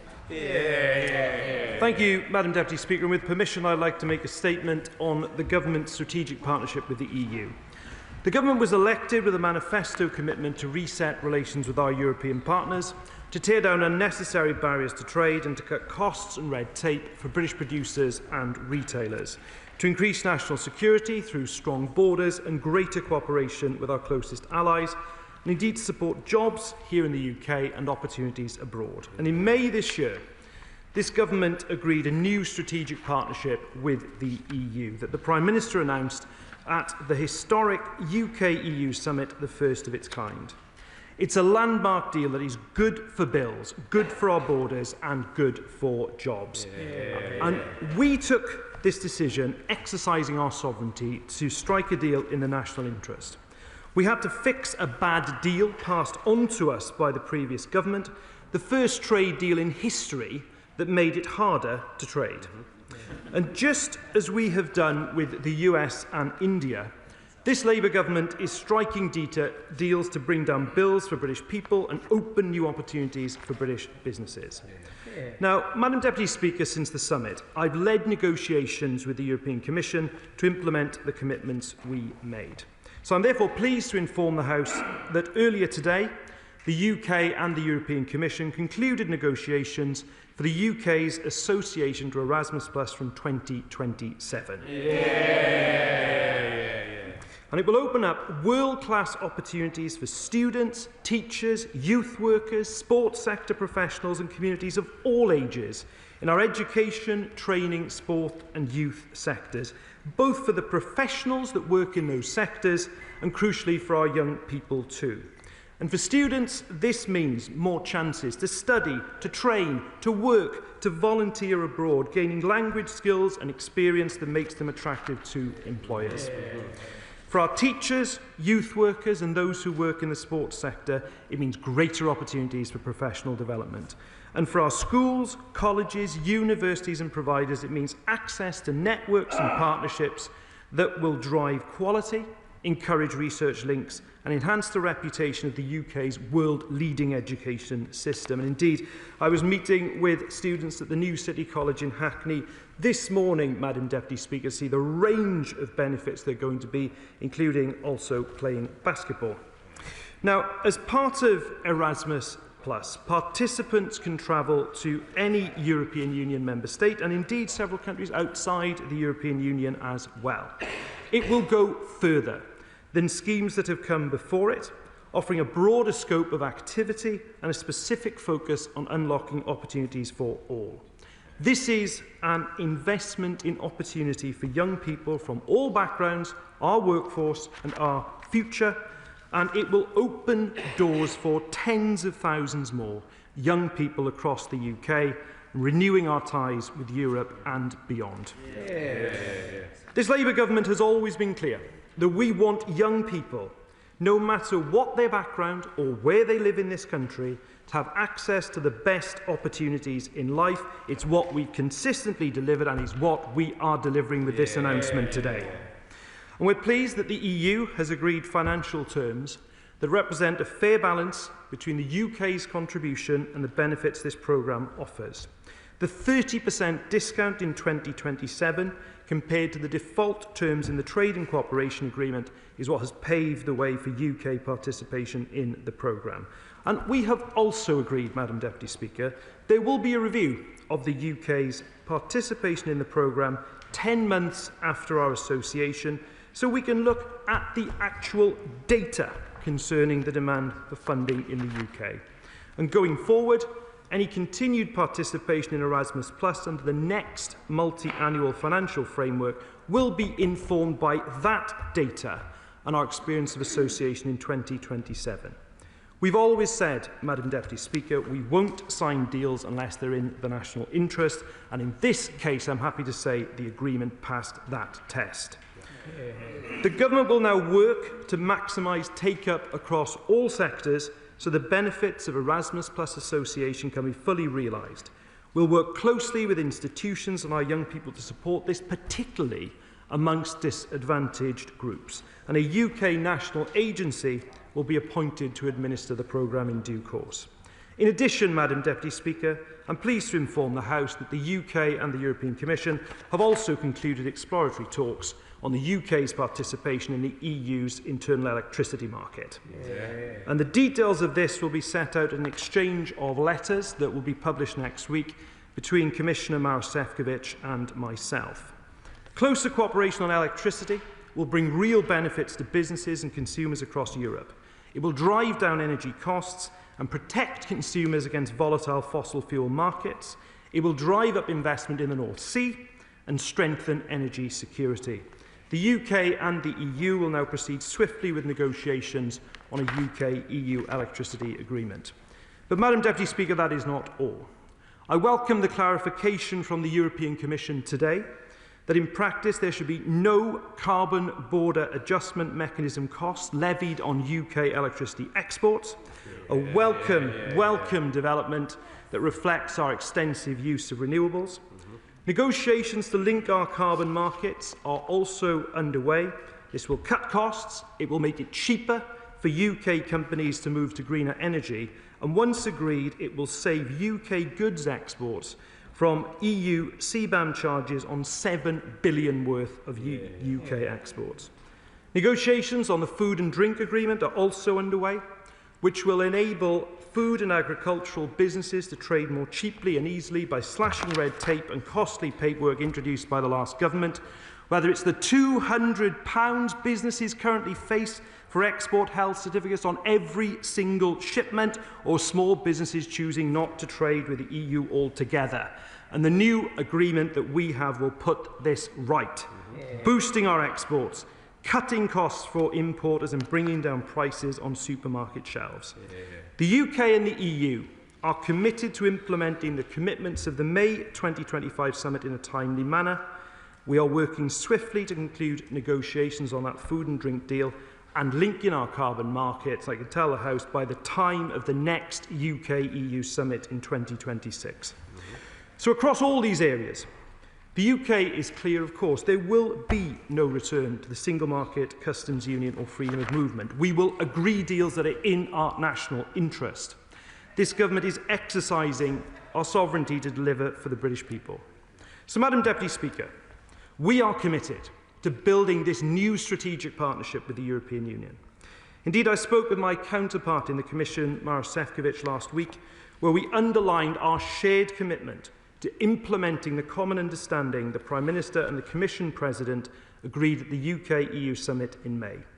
Whether it is through boosting opportunities for young people and educators across the country, or cutting energy bills, or a food and drink deal that slashes red tape and cuts costs, I will always negotiate in the interests of this country and our people. Yeah. And I will continue, Madam Deputy Speaker, to lead negotiations with the Commission. I look forward to the next annual UK-EU summit where this government will continue to build that new strategic partnership. It is what a grown-up, pragmatic relationship looks like. We work together under shared aims for mutually beneficial solutions to our shared problems.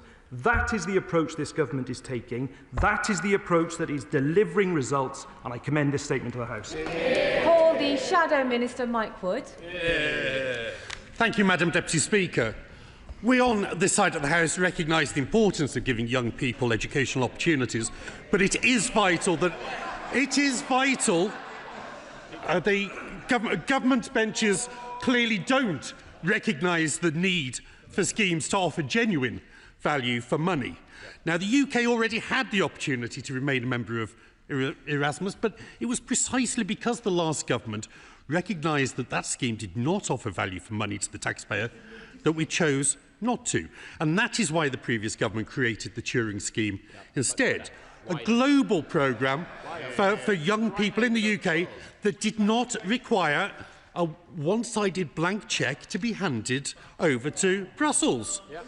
Now, the Turing scheme delivered 43,000 placements around the world last year, 23,000 of them to learners from disadvantaged backgrounds at a cost of just over £100 million. So can the Minister confirm that this statement does not in any way undermine the future of the Turing scheme, that that scheme is guaranteed, or are those opportunities being sacrificed for the smaller number of opportunities available under Erasmus+? Now, the Minister has confirmed that the UK is to pay £570 million as the cost of rejoining Erasmus+. We understand that is being paid for from existing budgets. So can the Minister tell us where is that money coming from? Or is this £570 million being added to the £6 billion send black hole that the OBR identified in the education budget? And does the Minister expect more than the 10,000 students a year from the UK who previously took part in Erasmus Plus to take part in the new scheme, or are we paying £570 million for essentially 10,000 placements a year? Now, the Minister spoke about a fair contribution being a 30% discount. Of course, it's only a matter of weeks since the government was briefing that a fair contribution would be a 50% discount. So it's clearly failed in those negotiations. But can the Minister assure us that whilst he says he's got this discount in the first year, that a discount will be available in subsequent years? And if that hasn't yet, those assurances haven't yet been received, is he prepared to walk away if the EU does not offer us a similar deal in future years? So the opposition has set out clear tests to ensure the government does not roll back on Brexit, including no backsliding on free movement. So can the Minister outline what protections will be put in place to ensure that rejoining Erasmus does not simply mean a return to free movement by the back door for young people? This is particularly important given his complete failure, when asked multiple times, to set out what size of cap he thinks would be appropriate for youth mobility. Now,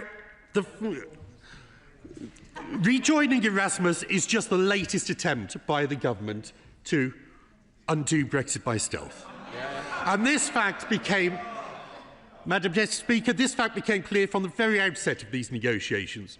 when the government agreed to surrender UK fishing rights for 12 years to the EU, under the pretence that this would, and I quote, pave the way for the UK defence industry to participate in the EU's proposed new defence fund.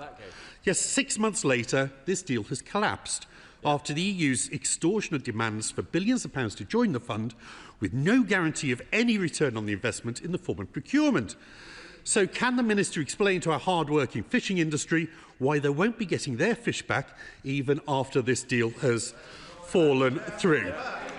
Madam Deputy Speaker, the British people made clear their decision to take back control in 2016, but despite the government's protestations, their approach shows an increasing disregard for this democratic decision. Thomas-Symonds. If I get this right, I chose not to sign up to participation in safety. It didn't represent value for money, and they're criticising me for that. They're now criticising me for signing up to something that is value for money. So let me just tell him about fish. I'll tell you what's a big advantage to our fishing sector that exports 70% of their catch to the EU, the food and drink agreement that I am going to secure by the time of the next UK-EU summit. That is what will benefit our fishers. And as for his point about the Turing scheme, I should just say from the dispatch box, first of all, that any person in this academic year currently on the Turing scheme will continue to be funded. I think it's important that I say that. But I have to tell him, I mean, the honourable gentleman's numbers are absolutely all over the place. And the Erasmus Plus, first of all, the Erasmus Plus scheme has changed significantly since the version that his government walked away from. But not only that, come off it. Do you think seriously that that lot could have secured a 30% discount at all? Absolutely not. So, the last year of the Turing scheme, the one figure the honourable gentleman did get right was that it was 43,200 people. Erasmus is a far bigger scheme. We will be looking for tens of thousands, 100,000 plus young people and others having opportunities from Erasmus. But let me just tell him this as well. It is a lot broader in terms of the opportunities than the Turing scheme. Because unlike the Turing scheme is about colleges, it's about schools, universities. Erasmus Plus has wider opportunities around youth work, around sports, around staff being able to have professional exchanges as well. And let me just say, before they start talking about the fact that Turing is all around the world, the fact is that the grant-making bodies for Erasmus Plus in the UK can still allocate 20% of the funding if they want to, if people want to go to other parts of the world as well. So what this is doing is vastly increasing the opportunities, not just for young people, but for adult learners as well. And frankly, if the Conservative position is now to oppose a massive expansion in opportunities for young people, I will welcome that debate at the next election. Writing. Madam Deputy Speaker, young people have lost so much. The pandemic kept them in their homes when they should have been in the classroom. Years of austerity under the Tories saw cuts to the services they rely on, and a bad Brexit deal stopped the invaluable chance to study abroad in Europe. Rejoining Erasmus opens up real opportunities for young people to study, train and gain experience abroad. So can the Minister talk more about how this experience can help young people grow in confidence and get them work ready? Absolutely. My honourable friend is quite right about the wonderful opportunities this presents, not just around self-confidence, but the young people I was talking to only this morning at an FE college about how going overseas had helped them to grow as people. But don't just take my word for it. The Association of Colleges says this is brilliant news for further education colleges. Universities UK, fantastic news for the UK. The Russell Group universities, we are delighted, they say, about this reassociation. But who is opposed to this? The Conservative Party. Liberal Democrat spokesperson Dr Al Pinkerton.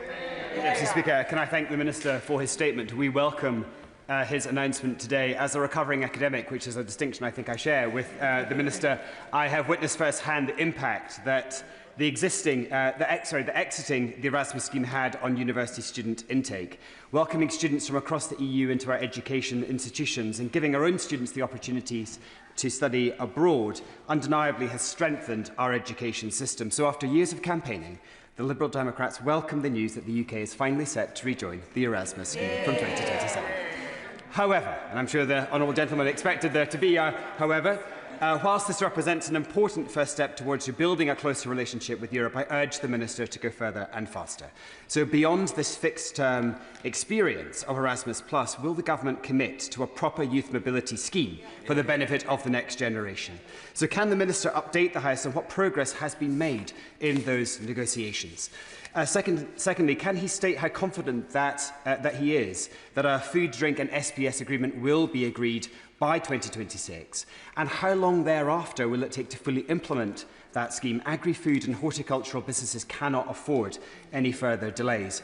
And then finally, on the subject of unnecessary barriers to trade, which is where he started his statement, will his department commit at the very least to conducting a transparent assessment of the potential economic growth benefits of a UK-EU customs deal of the kind that this House voted for last week? Thank you. So on the issue of the youth experience scheme, which I see being in the context of the 13 youth mobility schemes that already exist, many of which signed by the previous government, though they seem to have collective amnesia these days about it. That, together with the linking of our emissions trading systems and the food and drink agreement, we're aiming to conclude negotiations by the next summit. Now, he asked me the direct question about the implementation of the food and drink agreement. I want to see it implemented by the first half of 2027. That will mean a piece of legislation in Parliament in 2026 and getting it through Parliament. I hope, whatever our views may be, that we will have support in doing that as quickly as possible in 2027. Then I want to say more broadly as well about Erasmus Plus just for a moment. And indeed, it applies to the youth experience scheme as well. I want both of them to be open to people of all backgrounds across the United Kingdom. And Erasmus Plus, of course, people often talk about it as a university exchange program, and of course that is a vital part of it, but it isn't just a university exchange programme.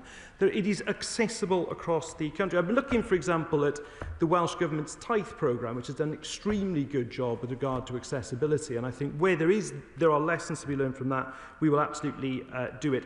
Where, of course, the Honourable Gentleman and I disagree is on the issue of the customs union, because the government has only in recent days signed an additional free trade agreement with South Korea. We have the economic deal with the United States, the free trade deal with India. All those things would have to be torn up if we went on the path suggested. Hayes.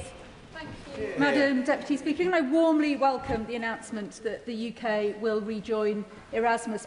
I had the opportunity to live and work in Europe as a young person aged 18, and it is an experience that has continued to benefit me throughout my life. And can I particularly welcome the extension of the scheme beyond study and the government's desire to extend that opportunity to young people from all backgrounds. It is one of the very many detriments of Brexit that young people were denied that opportunity to live and work and study through the Erasmus scheme.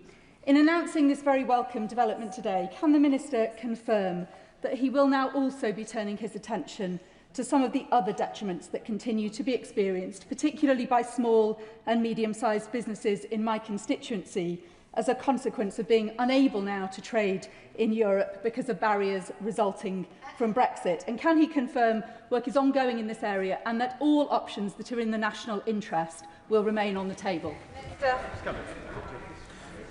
My old friend is quite right, and on the first point, there will be now tens of thousands more people, many of them young people, who are going to benefit from the accession to Erasmus+. From what the Shadow Minister is saying, I think seriously they are going to go into the next election opposing people having these additional opportunities.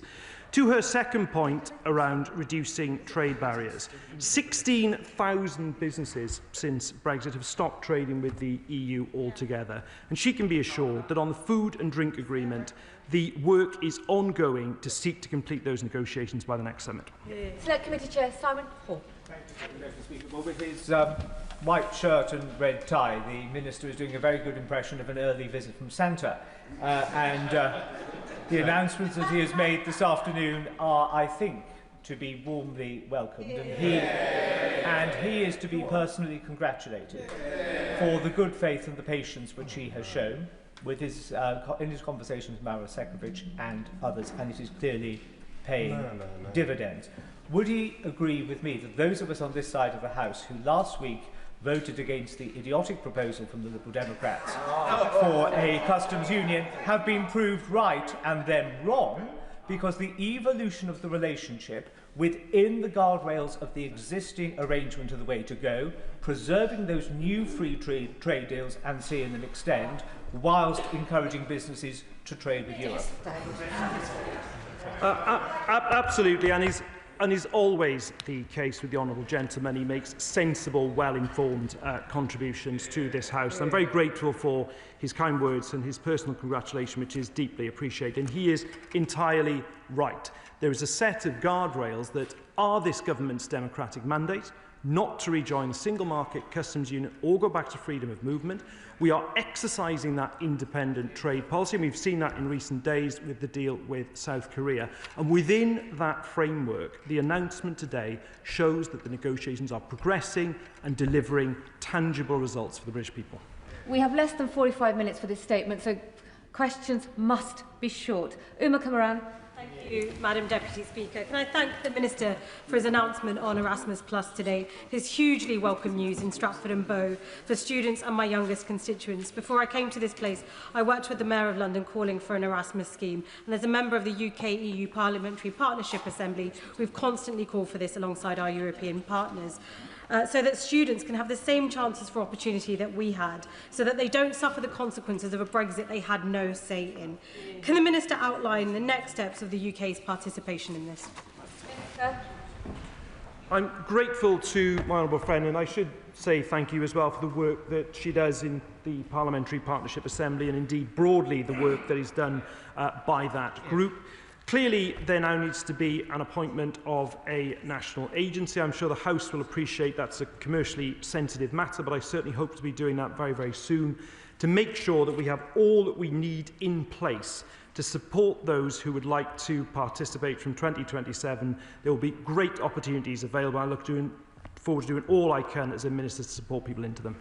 Barclay. Thank you, Madam Deputy Speaker. The Minister's statement didn't seem to say what the contribution to the EU will be. Media reports suggest £570 million, so that it can open borders to have youth workers and others come to the UK at a time of rising unemployment. Could he just confirm what is the amount that will be paid, and that will be more than will be raised from the family farm tax, which the budget said, even at the end of this Parliament, would only raise up to £500 million a year? So you would expect the price to be £810 million. With the discount, it is £570 million. However, the honourable gentleman is completely misunderstanding, because, of course, substantial amounts of that money come back in the form of grants to our own people who are applying to be on the scheme.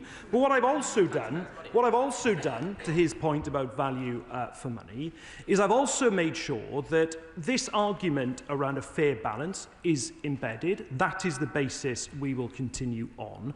But there will be, after 10 months, a review of this on exactly this point to look at that balance between contribution and participation.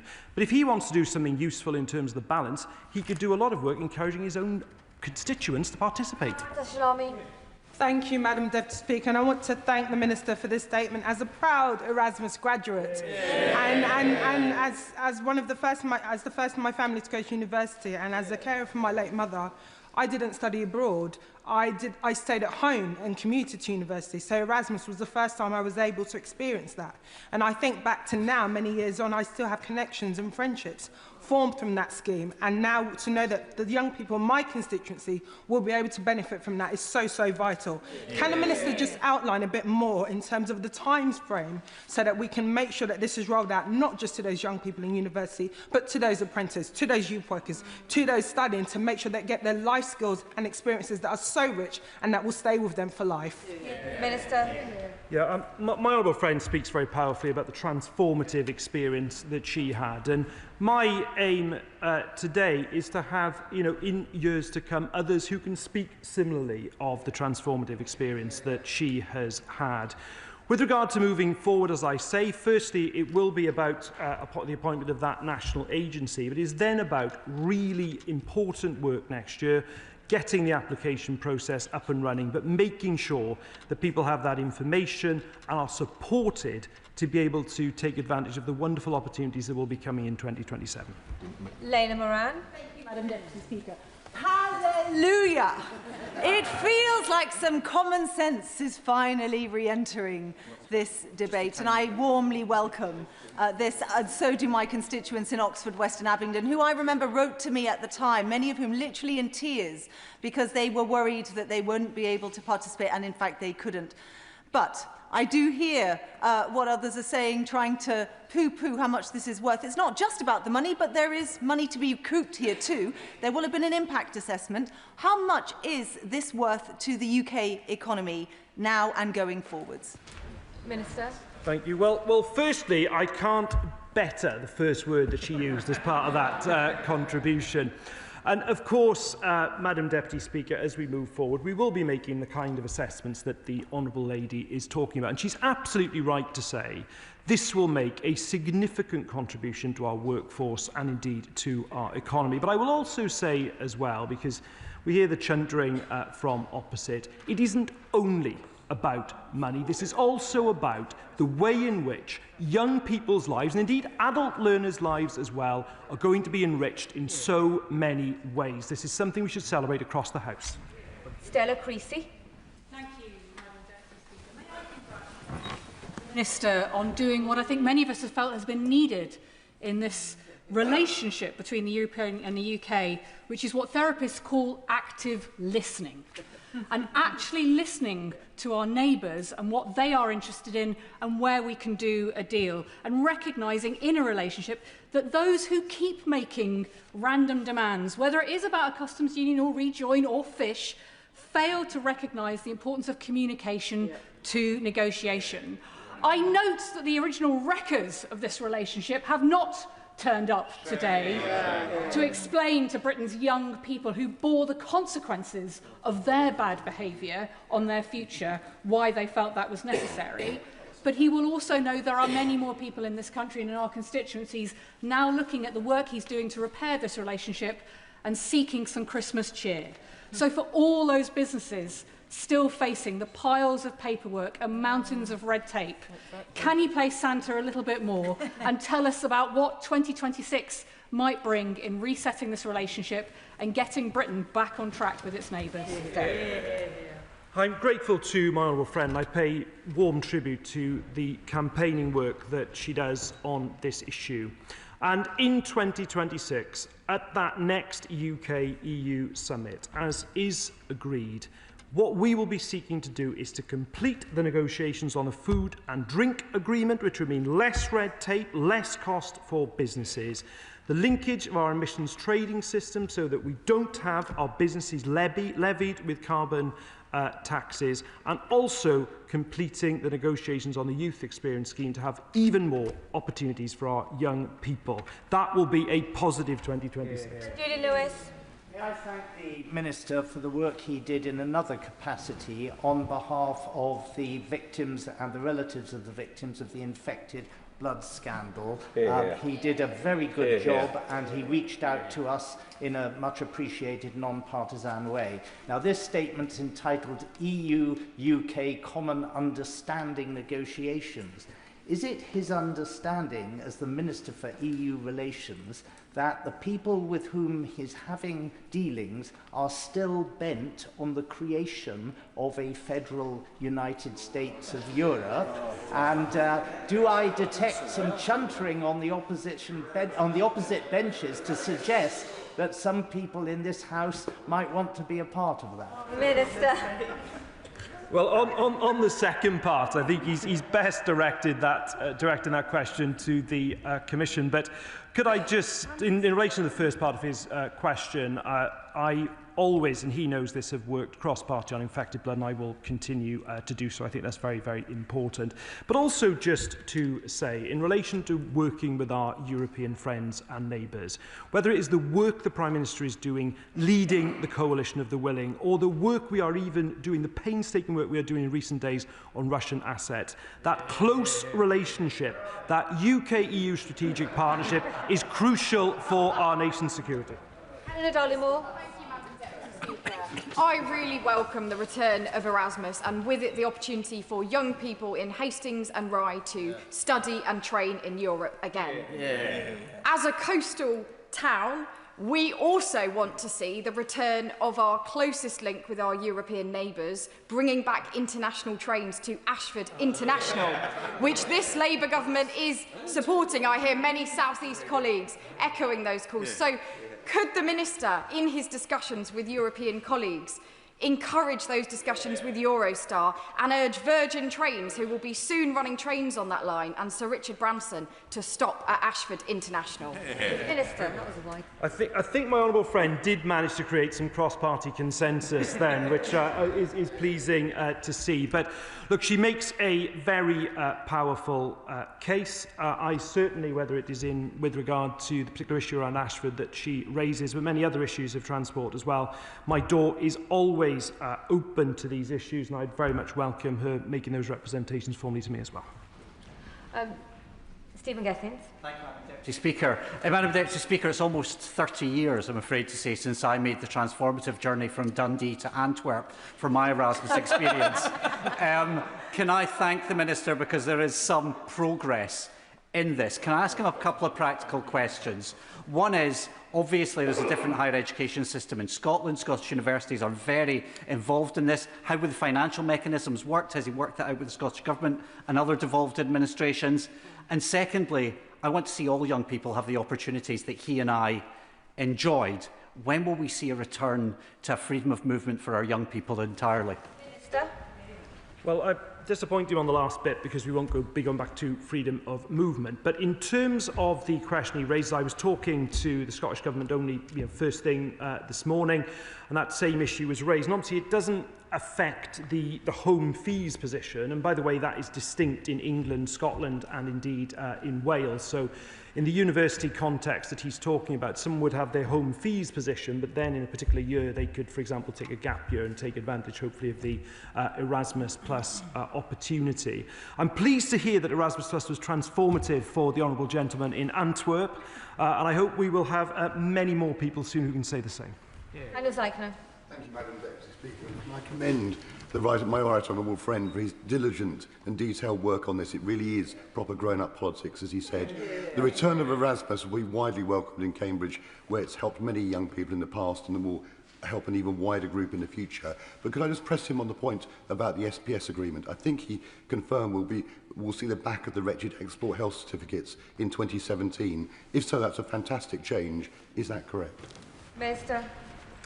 Yes, indeed, and there are fees on businesses today, £200 per consignment on export health certificates, £1,400 if you're selected for sampling, £61 identity checks, all of which can be swept away when the SPS agreement is implemented. And as I indicated in relation to the Liberal Democrat spokesperson, the objective is to implement it in the first half of 2027.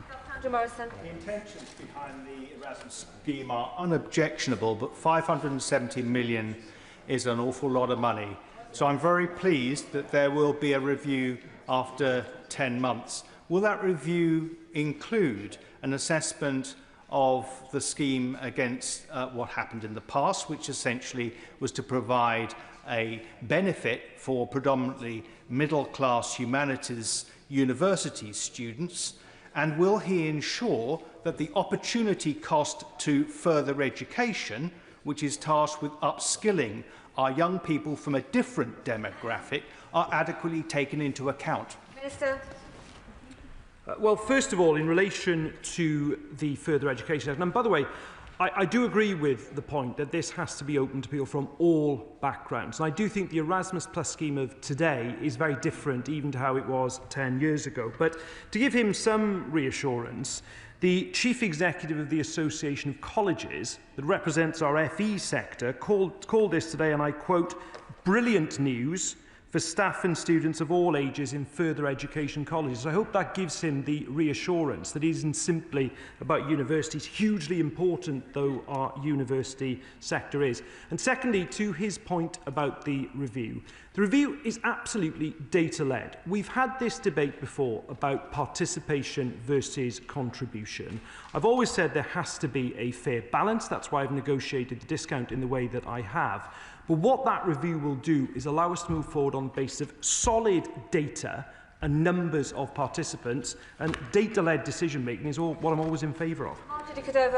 Thank you, Madam Deputy Speaker. As Chair of the UK PPA, UK-EU PPA, can I firstly welcome today's statement and also commend my honourable friend for the stellar job that he is doing, showing that this Labour government is making very, very good progress on rebuilding our relationships with the EU. Rejoining Erasmus Plus is a big win for young people in Battersea and across the country, creating opportunities to study, to train, to develop new skills, achieve success, and more importantly, thrive. So can the Minister just outline just a bit more about how young people will be able to access the Erasmus Plus scheme? Briefly outline, Minister. I'm grateful to my honourable friend for the work that she does co-chairing the PPA. In 2026, it's critical that we have both the national agency, but also then the simplest process that we possibly can have for people to be able to access a very wide range of benefits. I hope that's short enough, Madam Deputy Speaker. Carmichael. Speaker, it's great to see the Paymaster General at the dispatch box as always. It would be even better if we could see him at the EFRA Select Committee, who are taking a close interest in the Food and Drink Agreement. Can I remind him that Boris Johnson got it badly wrong with the Trade and Cooperation Agreement because he allowed the political imperative of getting a deal to trump the detail of that deal, and that was because he didn't listen to the fishermen, the farmers and the other food producers. Will he keep them close as he negotiates it, and will he come to talk to the Select Committee? We really won't bite him, I promise. Minister. I'll hold him to that promise, Madam Deputy Speaker. But in relation to working with the sectors, he's absolutely right. And as we move forward, firstly to complete the negotiations for detailed legal text on the SPS agreement, but also as we move into the implementation phase, everyone understands we are reducing barriers, we are cutting red tape, we are making trade easier, but absolutely we have to work with whether it's our fishers, our farmers, but all the agri-food sector as well to make that as smooth as possible. Ruth Cadbury. Thank you, Madam Deputy Speaker. The return to UK's involvement in Erasmus is hugely welcome, not only for my constituents who are at university, but also those working or learning in schools, FE colleges and working in the sports and youth sectors. So could my right honourable friend please outline what steps the government is going to be taking, particularly to those based in those sectors not previously involved, so that they can expect to and plan for involvement in Erasmus from 2027? No, my honourable friend raises a really important point. And, for example, this morning, the first place I wanted to visit was a further education college, the New City College in Hackney. So I'm really keen that the FE sector gets the full benefit, but she's absolutely right. Proactively reaching out, whether it's the youth sector, whether it's in terms of adult learners, whether it's in terms of staff and professional training, that's going to be really important because people can then understand the opportunities that are there if they want to take advantage of them. I only have 20 minutes remaining, so colleagues must keep their questions short and the answers just as short. Dame Harriet Bolwin. Thank you very much, Madam Deputy Speaker. Could the Minister just spell out for the House's benefit how much taxpayers' money he's signed up to spending next year and then for every year in this Parliament? And in terms of value for money, where Parliament can read about the value for money, and what line item of the budget this money has come out of? Minister. 1 year, £570 million, which is a 30% discount, better than the party opposite ever achieved. 10 months in, you'll have a full review of both participation and contribution. And I say gently to the Honourable Lady, if she is going to go into the next election saying that young people in her constituency who benefit from Erasmus Plus should no longer do so, I'd welcome that debate. Mr. Speaker, as a member of the EU-UK PPA, I absolutely welcome the statement today, but particularly that we will be rejoining the Erasmus Plus scheme to the benefit of young people in Exeter we should never have left. This is the next step in rebuilding relations with our closest neighbours after such a catastrophic period under the previous government. Does the Minister agree with me that it's only through cooperation with our closest European neighbours and partners and not isolation that we get the cultural, social and economic growth that this country really needs? Minister. My honourable friend is absolutely right. There are mutual benefits, mutual objectives, and I'm afraid to say in modern-day Europe, mutual threats that are faced by the UK and the EU. That closer cooperation to deliver results is absolutely crucial. Cameron Thomas. Thank you, Madam Deputy Speaker. This deal will not give back the futures that were stolen from so many young people by Boris Johnson's government, but it does offer those futures to people going forward. It is good work. That said, small, medium and large businesses in Tewkesbury and the economy at large need the government to stop fumbling around the edges. It is time for the Minister to speak to the government and get us a customs union with the European Union. Is it not? Minister. Madam Deputy Speaker, it is time to deliver concrete results, and that's exactly what I'm doing. James Nash. Thank you, Madam Deputy Speaker. I saw a good joke earlier which said, it was one-liner, Lib Dem campaigning works. I don't think so. It's this Labour government that has delivered the change today. University of Nottingham staff in my constituency face considerable pressure due to ongoing restructuring. I wonder what the Minister would say today to those staff under intense pressure about what this offers at an organisational level for our universities. I mean, my honourable friend raises a really important point, and I think that this is clearly good news and a good deal for our university sector. I think that is why both Universities UK and the Russell Group have come out supporting this in such glowing terms today. Thank you, Madam Deputy Speaker. Forgive me for not being full of Christmas cheer, because whilst people are welcoming this announcement, businesses in Northern Ireland are being disadvantaged, rising costs, significant trade barriers because of the Windsor Framework, delivery not available are regular for online shoppers in Northern Ireland, the immediate cliff edge of veterinary medicines, ICS2 and type approval for cars. When will this government stand up for Northern Ireland's place within the Union and sort out the trade barriers of this internal market? Thank you. And I spoke to both the First Minister and the Deputy First Minister of Northern Ireland only this morning to discuss in particular the arrangements around Erasmus Plus and indeed the other announcements I've made on electricity as well. But I say to the Honourable Lady, I'm responsible as well for the Windsor Framework. I can assure her that it is a top priority for me. It is a top priority as well for the Prime Minister, who has a particular personal interest in Northern Ireland, having been the Human Rights Advisor to the Policing Board. And with regard to barriers to trade that she's referring to on the Irish Sea, it is precisely the result of pushing forward and getting the SPS deal implemented quickly that will allow us to lower those barriers on the Irish Sea, which is what I'm determined to do. Annalise Dodds, after which I will come to Steve Darling. Thank you. I also welcome progress on Erasmus, but can I ask about progress on another commitment from the May summit, that to advance cooperation on foreign information manipulation and interference, and to work together to fight violent extremism, including in its online dimension. The UK and the EU do indeed face threats including threats to our digital sovereignty from the same powerful people, so surely we need to urgently work together. My honourable friend is absolutely right, whether it's in terms of information or indeed hybrid warfare. I've visited whether it's Estonia in opposition, but other parts of Eastern Europe as well, and I see what is happening on this every day. She's absolutely right in terms of the importance of partnership between the UK and the EU on this. It's in our national interest. Thank you. And it is brilliant news for our young people today around the reinstatement of the Erasmus scheme. I would like to highlight to the Minister that I've heard from language schools in Torbay, particularly International House Torquay, who've taken advantage of a group travel scheme for German students to be able to just use their ID cards to learn languages in England. What opportunities do you see of rolling out a similar scheme for Swiss, Italian and Spanish students? Minister. I can update the honourable gentleman. Indeed, I will write to him on the 3 specific countries that he's mentioned. But I will also say the announcement that I've made today on Erasmus Plus clearly opens up now even more opportunities for schools, which I'm sure will be widely welcomed. Christmas jumper Phil Brickle. And as a former Erasmus student myself, can I congratulate the Paymaster General on the steely resolve, the pragmatism and the significant progress he has been able to achieve. Only a few weeks ago, 2 fellow Erasmus students from the UK who I studied with in Germany were in this place. I was with them for the first time in 13 years and they've messaged me today to congratulate the government.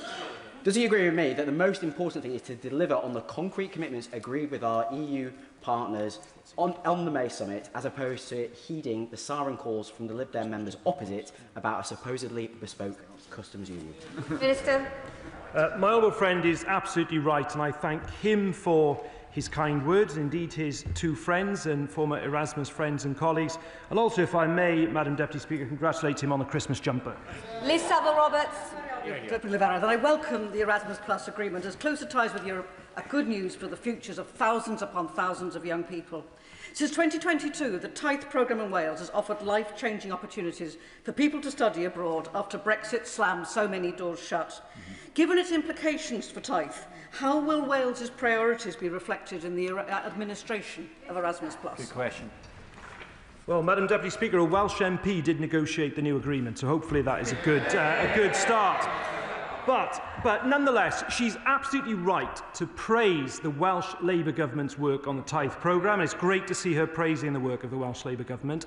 I went in November, actually, to speak to civic society groups and those who are involved in that TIThe outreach. And what I discovered was that the work in particular they've done in terms of involving students and young people from disadvantaged backgrounds has frankly been exemplary, and it's work I am looking at in terms of access to Erasmus Plus now. Thank you, Madam Deputy Speaker. I welcome the Minister's focus on jobs, bills and borders as part of a pragmatic and balanced reset of our relationship with the European Union. I've already heard from constituents like Robert in Boscombe, who is welcoming the fact that the UK will be rejoining Erasmus. When a government invests in our children, our country starts to care about our future again. So can I ask the Minister to update the House on progress towards a youth mobility scheme, and also what role he sees English language schools playing in our future economy as we bring European students to Bournemouth? Minister. It's always good to hear from him and indeed from Robert. As I indicated, Madam Deputy Speaker, we will look to have agreed the Youth Experience Scheme by the time of the next UK-EU summit, and he can be assured what a priority that is for the government. Sarah Dyke. Madam Deputy Speaker, mandatory method of production labelling on animal-derived products could improve animal welfare, increase UK farmer profits by over £46 million annually. But we must make sure the UK-EU SPF agreement is aligned on standards and quality, so British farmers in Glastonbury and Somerton across the country are not undercut by lower welfare imports. So can the Minister outline what progress has been made on negotiating a comprehensive SPS agreement? So SPS negotiations are underway. We want to complete them by the time of the next summit. And on the specific issues she raised, I'd be grateful if she could write to me so I can address it in detail. Thank you, Madam Deputy Speaker. And I do refer members to my register of interest. And I thank the Minister for his statement. Although I'm trying hard to visualise him playing basketball at Hackney College this morning, perhaps photographs are available to confirm this actually happened. Apologies, Madam Deputy Speaker. So 73% of university-aged young people voted against Brexit. They voted to remain in the EU. So Erasmus always felt like a spiteful act. So I'm really pleased we were able to correct that injustice today. I worked in the university sector for almost 30 years before I was elected here, Madam Deputy Speaker. Hard to believe, I know. So I understand the benefits of Erasmus. But I do agree with the Minister that it wasn't a completely democratic process and it was more middle-class students who tended to take part. So how will ensure that changes? Will there be monitoring? Will they consider targets? A tip for other questioners, the question does not require a preamble. Minister. I mean, I may have been putting it a bit high when I said playing basketball, but I did contribute in my own way, Madam Deputy Speaker. But with regard to his second point, obviously the Erasmus Plus programme has changed so that there's this wider range of activities available, as I've said, from youth work, adult education, sports. But also the way in which Erasmus support is provided means there is additional support when you're from a disadvantaged background. So of course he's right in terms of monitoring it, but my priority as well is making sure that we're driving that participation in the first place, which is the priority of the next few months. Taylor. Thank you, Madam Deputy Speaker, and I thank the Minister for what is a clear Lib Dem win. I just want to repeat the. I just want to repeat the question from my frontbench colleague regarding the need for a transparent assessment of the potential economic growth benefits of a customs deal, because in 3 years we will all be seeking a new mandate, and at that point, if we can really understand the potential economic benefits, then our residents and our citizens can make an informed decision. So can I please encourage him to give second thought to that study? I've got a bit of bad news for him, Madam Deputy Speaker. It's a Labour win, I'm afraid. But to his second point, I mean, if he wants to discuss the customs union, a good start might be the workers at Jaguar Land Rover. Chris Wentz. Thank you, Madam Deputy Speaker. And can I welcome the statement from my right honourable friend today. As he will be aware, my constituency of Harlow has a lower than average number of young people that go to university, something I would like to see addressed. However, can he talk to me through the benefits of the Erasmus Plus stream for those young people in my constituency of Harlow who don't necessarily go to university education? No, he's absolutely right. And to go back to this morning, I'd have in my mind someone who wants to do some basketball coaching, for example, which is what I was talking about this morning.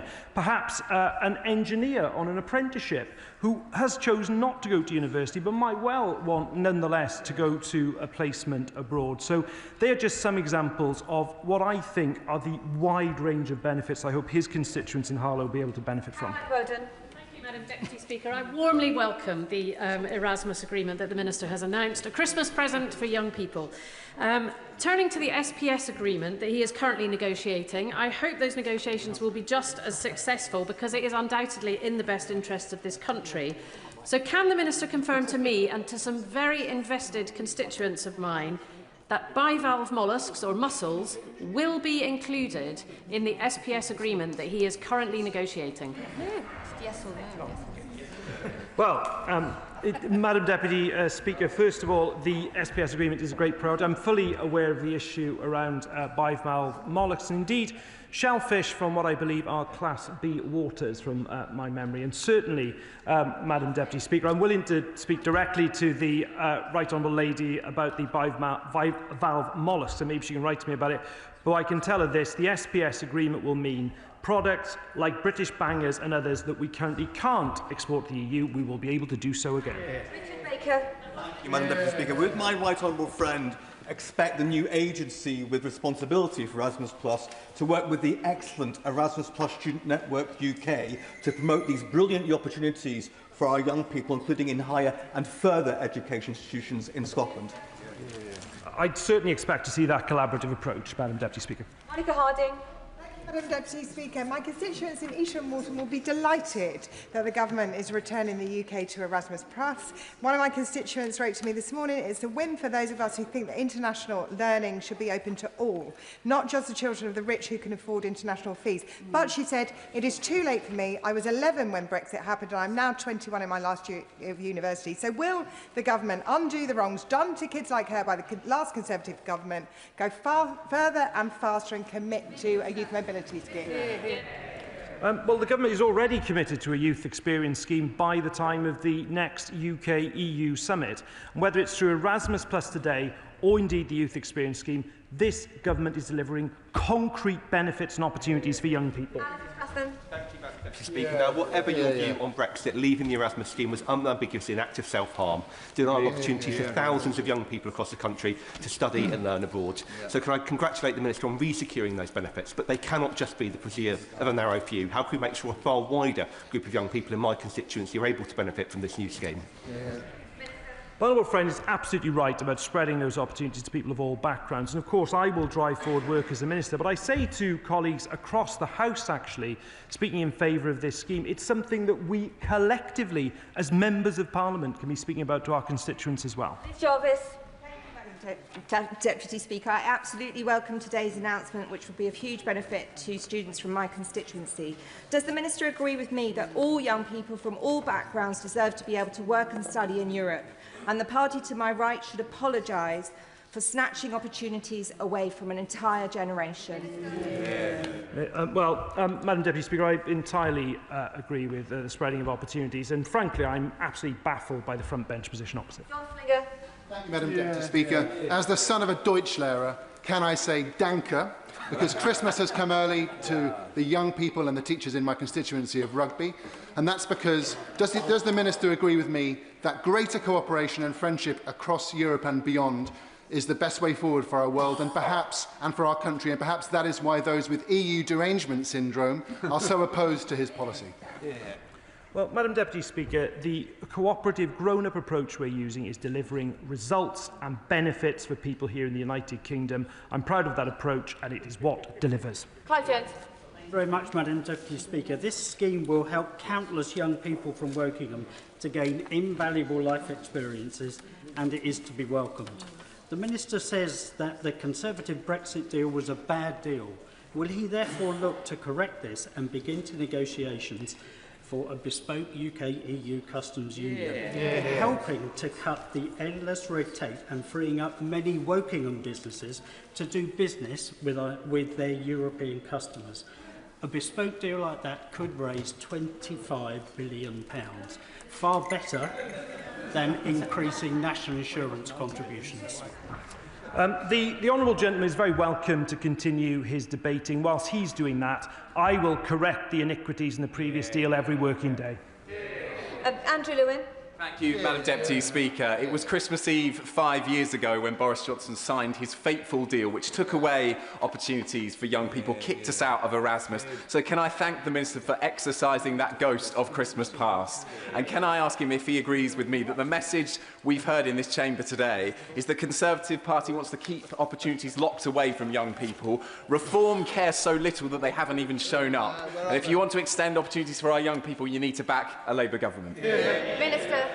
100%, Madam Deputy Speaker, it's this Labour government that's delivering for our young people. Final question, Ben Coleman.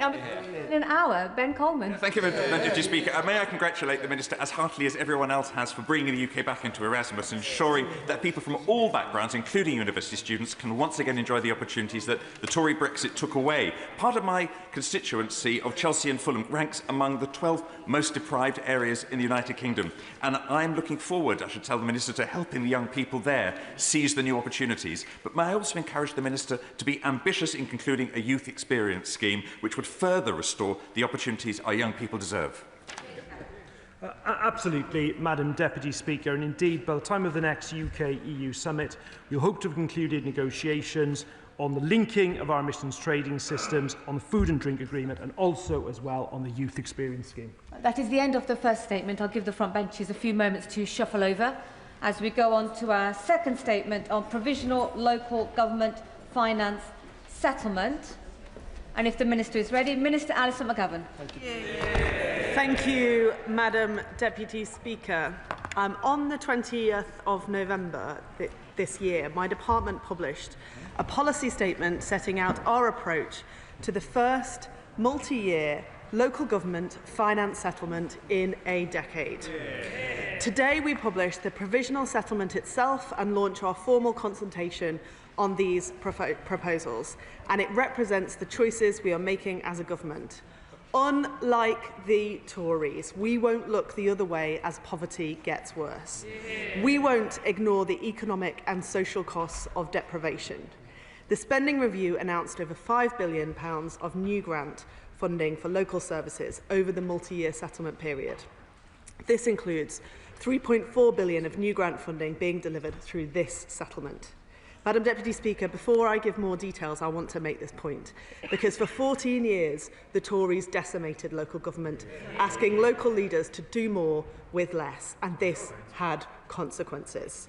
Local high streets are always changing, but deprived towns saw more empty shops, more vape shops, more pawnbrokers than other places. And their councils didn't have the resources to do anything about it. In 2019, CIPFA found that nearly 800 libraries had closed since 2010, and in 2022, The Guardian newspaper uncovered a real terms annual cut of nearly £330 million to the upkeep of our local parks, with the biggest cuts in the poorest parts of the country. The last decade and a half of austerity impacted every community, but the very worst effects were felt by people living in the most deprived areas, and that was a choice. By breaking the link between funding and deprivation, the Tories punished poorer councils. Year after year, they exacerbated inequality, and as a result, too many places in this country feel forgotten, left to fend for themselves. Now, the answer isn't reforms return to austerity, or the Tories carping from the sidelines. It's to use the best data we have available to redesign the funding system so that deprivation is recognised and addressed within the settlement. That's why the figures we are publishing today are derived using their very latest data from the 2025 Index of Multiple Deprivation, released at the end of October this year. It's why, according to our analysis, whereas under the old system, deprivation scores could only account for 25% of variation in per capita funding allocations, under this settlement, it's up to 75%. With other important factors such as coastline, miles of road or visitor numbers making up the rest. And more, Madam Deputy Speaker, we are giving councils more certainty, with the first multi-year settlement in a decade allowing local leaders to focus on long-term investment and change. We're addressing the damage of austerity by maintaining the £600 million recovery grant allocations from 25-26, targeted towards those most impacted by the cuts, and introducing a recovery grant guarantee providing an above real terms increase to social care authorities who received the grant last year. We're supporting local authorities through change by providing funding floors and phasing in new allocations across the multi-year settlement. We're improving efficiency and value for money by simplifying an unprecedented 36 funding streams worth over £56 billion over the multi-year settlement. We're resetting the business rates retention system to restore the balance between aligning funding with need and rewarding local growth. And we are unlocking the dream of home ownership for more people by boosting real incentives for councils to build new homes. And we know councils are concerned about what will happen at the next spending review, so we'll keep working very closely with them to avoid cliff edges in funding. This settlement, Madam Deputy Speaker, is our most significant move yet to make English local government sustainable at last. It will take overall core spending power for local government to over £84.6 billion by 28-29, equivalent to a 15% cash terms increase compared to 25-26. The Labour government has made it clear it backs local government through action. Since coming into power, we have made available a 23.6% increase in core spending power in 28-29 compared to 24-25. However, we have to do more, because the previous government's funding system left local government in chaos. Social care costs were soaring out of control, with very little focus on prevention. And right now, children's social care, the impact of a failing SEND system and the spiralling costs of homelessness and temporary accommodation has destabilised council funding, even where councils have acted judiciously to protect the public pound through this difficult era. And that's why we need national change to empower local councils to maximise the benefits of this statement. This government is building a national care service based on higher quality of care, greater choice and control and better integration. This is backed by around £4.5 billion additional funding made available for adult social care in 28-29 compared to 25-26. We're changing children's social care through the Families First partnership, funded with £2.5 billion over the next 3 years. Because all children deserve good parenting and a loving home environment. And we know that costs less in the long run too. And the children's social care residential market is broken. That's why we're taking action through the Children's Wellbeing and Schools Bill. Using these powers, the Housing and Education Secretaries will explore how we might implement a profit cap in the children's social care placement market. This would be a crucial step in ensuring public money delivers value and care, not profiteering. And we'll set out further information on our approach in 2026. On special educational needs and disabilities, the Government will bring forward the Schools White Paper in the new year, which will set out ambitious plans to reform special educational needs provision. But we recognise the impacts that the dedicated schools grants deficits are having on local authorities' accounts. In future, special educational needs provision will be funded by central government. Local authorities will not be expected to fund costs from general funds once the statutory override ends in March 2028, and we'll provide further details on our plans to support local authorities with these deficits later in the settlement process. And Madam Deputy Speaker, members have already heard me say this on homelessness, but I know temporary accommodation is also a growing financial pressure on councils, with spend reaching nearly £3 billion in 24-26. That's why last week we published the National Plan to End Homelessness, our strategy to prevent homelessness before it occurs. And we've set clear objectives to get our children out of costly B&Bs and to help councils balance the books. Now, on council tax, the Government intends to maintain a core 3% council tax referendum principle and a 2% adult social care precept for the vast majority of councils. The Government is committed to ensuring the funding system is fair for taxpayers across the country, and in some areas, council tax levels are radically lower than others. Council tax bills for £10 million houses in some of the wealthiest parts of the country can be less than an ordinary working family pays in places like Blackpool or Darlington.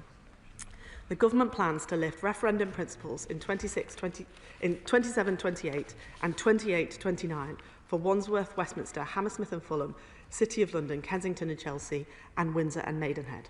And this will improve fairness. Taxpayers in these councils have the lowest bills in the country, and this year they paid up to £1,280 less than the average council taxpayer. This change will enable the Government to allocate over £250 million of funding more fairly in the system, instead of subsidising bills for the 500,000 households in these councils. It will also provide greater flexibility for these authorities in deciding how to manage their finances following our reforms. The councils will decide on the level of council tax increase to set, on whether to draw on the relatively high alternative sources of income that a number of them benefit from. Now, we know adapting to our reforms will take time. That's why we'll continue to have a support framework in place next year to help authorities in challenging positions. Following precedent set by previous governments, councils in significant financial difficulty can request additional flexibility from the Government. In making this decision, unlike the Tories, the Government has been clear that it would not agree to increases where the council has above average council tax. In recognition of cost of living pressures, each application will be considered on a case-by-case basis, and decisions will reflect the support offered to low-income and vulnerable residents. Now, Madam Deputy Speaker, in closing, I go back to the libraries closed and the parks neglected. Under this Labour government, not only is our Chancellor of the Exchequer making sure our schools have libraries, but with this funding, councils can make sure that parks are good for our children to play into. Because, Madam Deputy Speaker, we can never turn the clock back. We can't undo all the past damage to councils. But we can change town hall finances so that councillors battling the consequences of poverty have a government on their side for once. Yeah. We said that we would restore the link between funding and deprivation, and today we are doing exactly that. Yeah. No more forgotten people left to fend for themselves, no more forgotten places sneered at by members opposite, but a fighting chance for every place in this country, and I commend this statement to... Yeah. Shadow Minister. Yeah.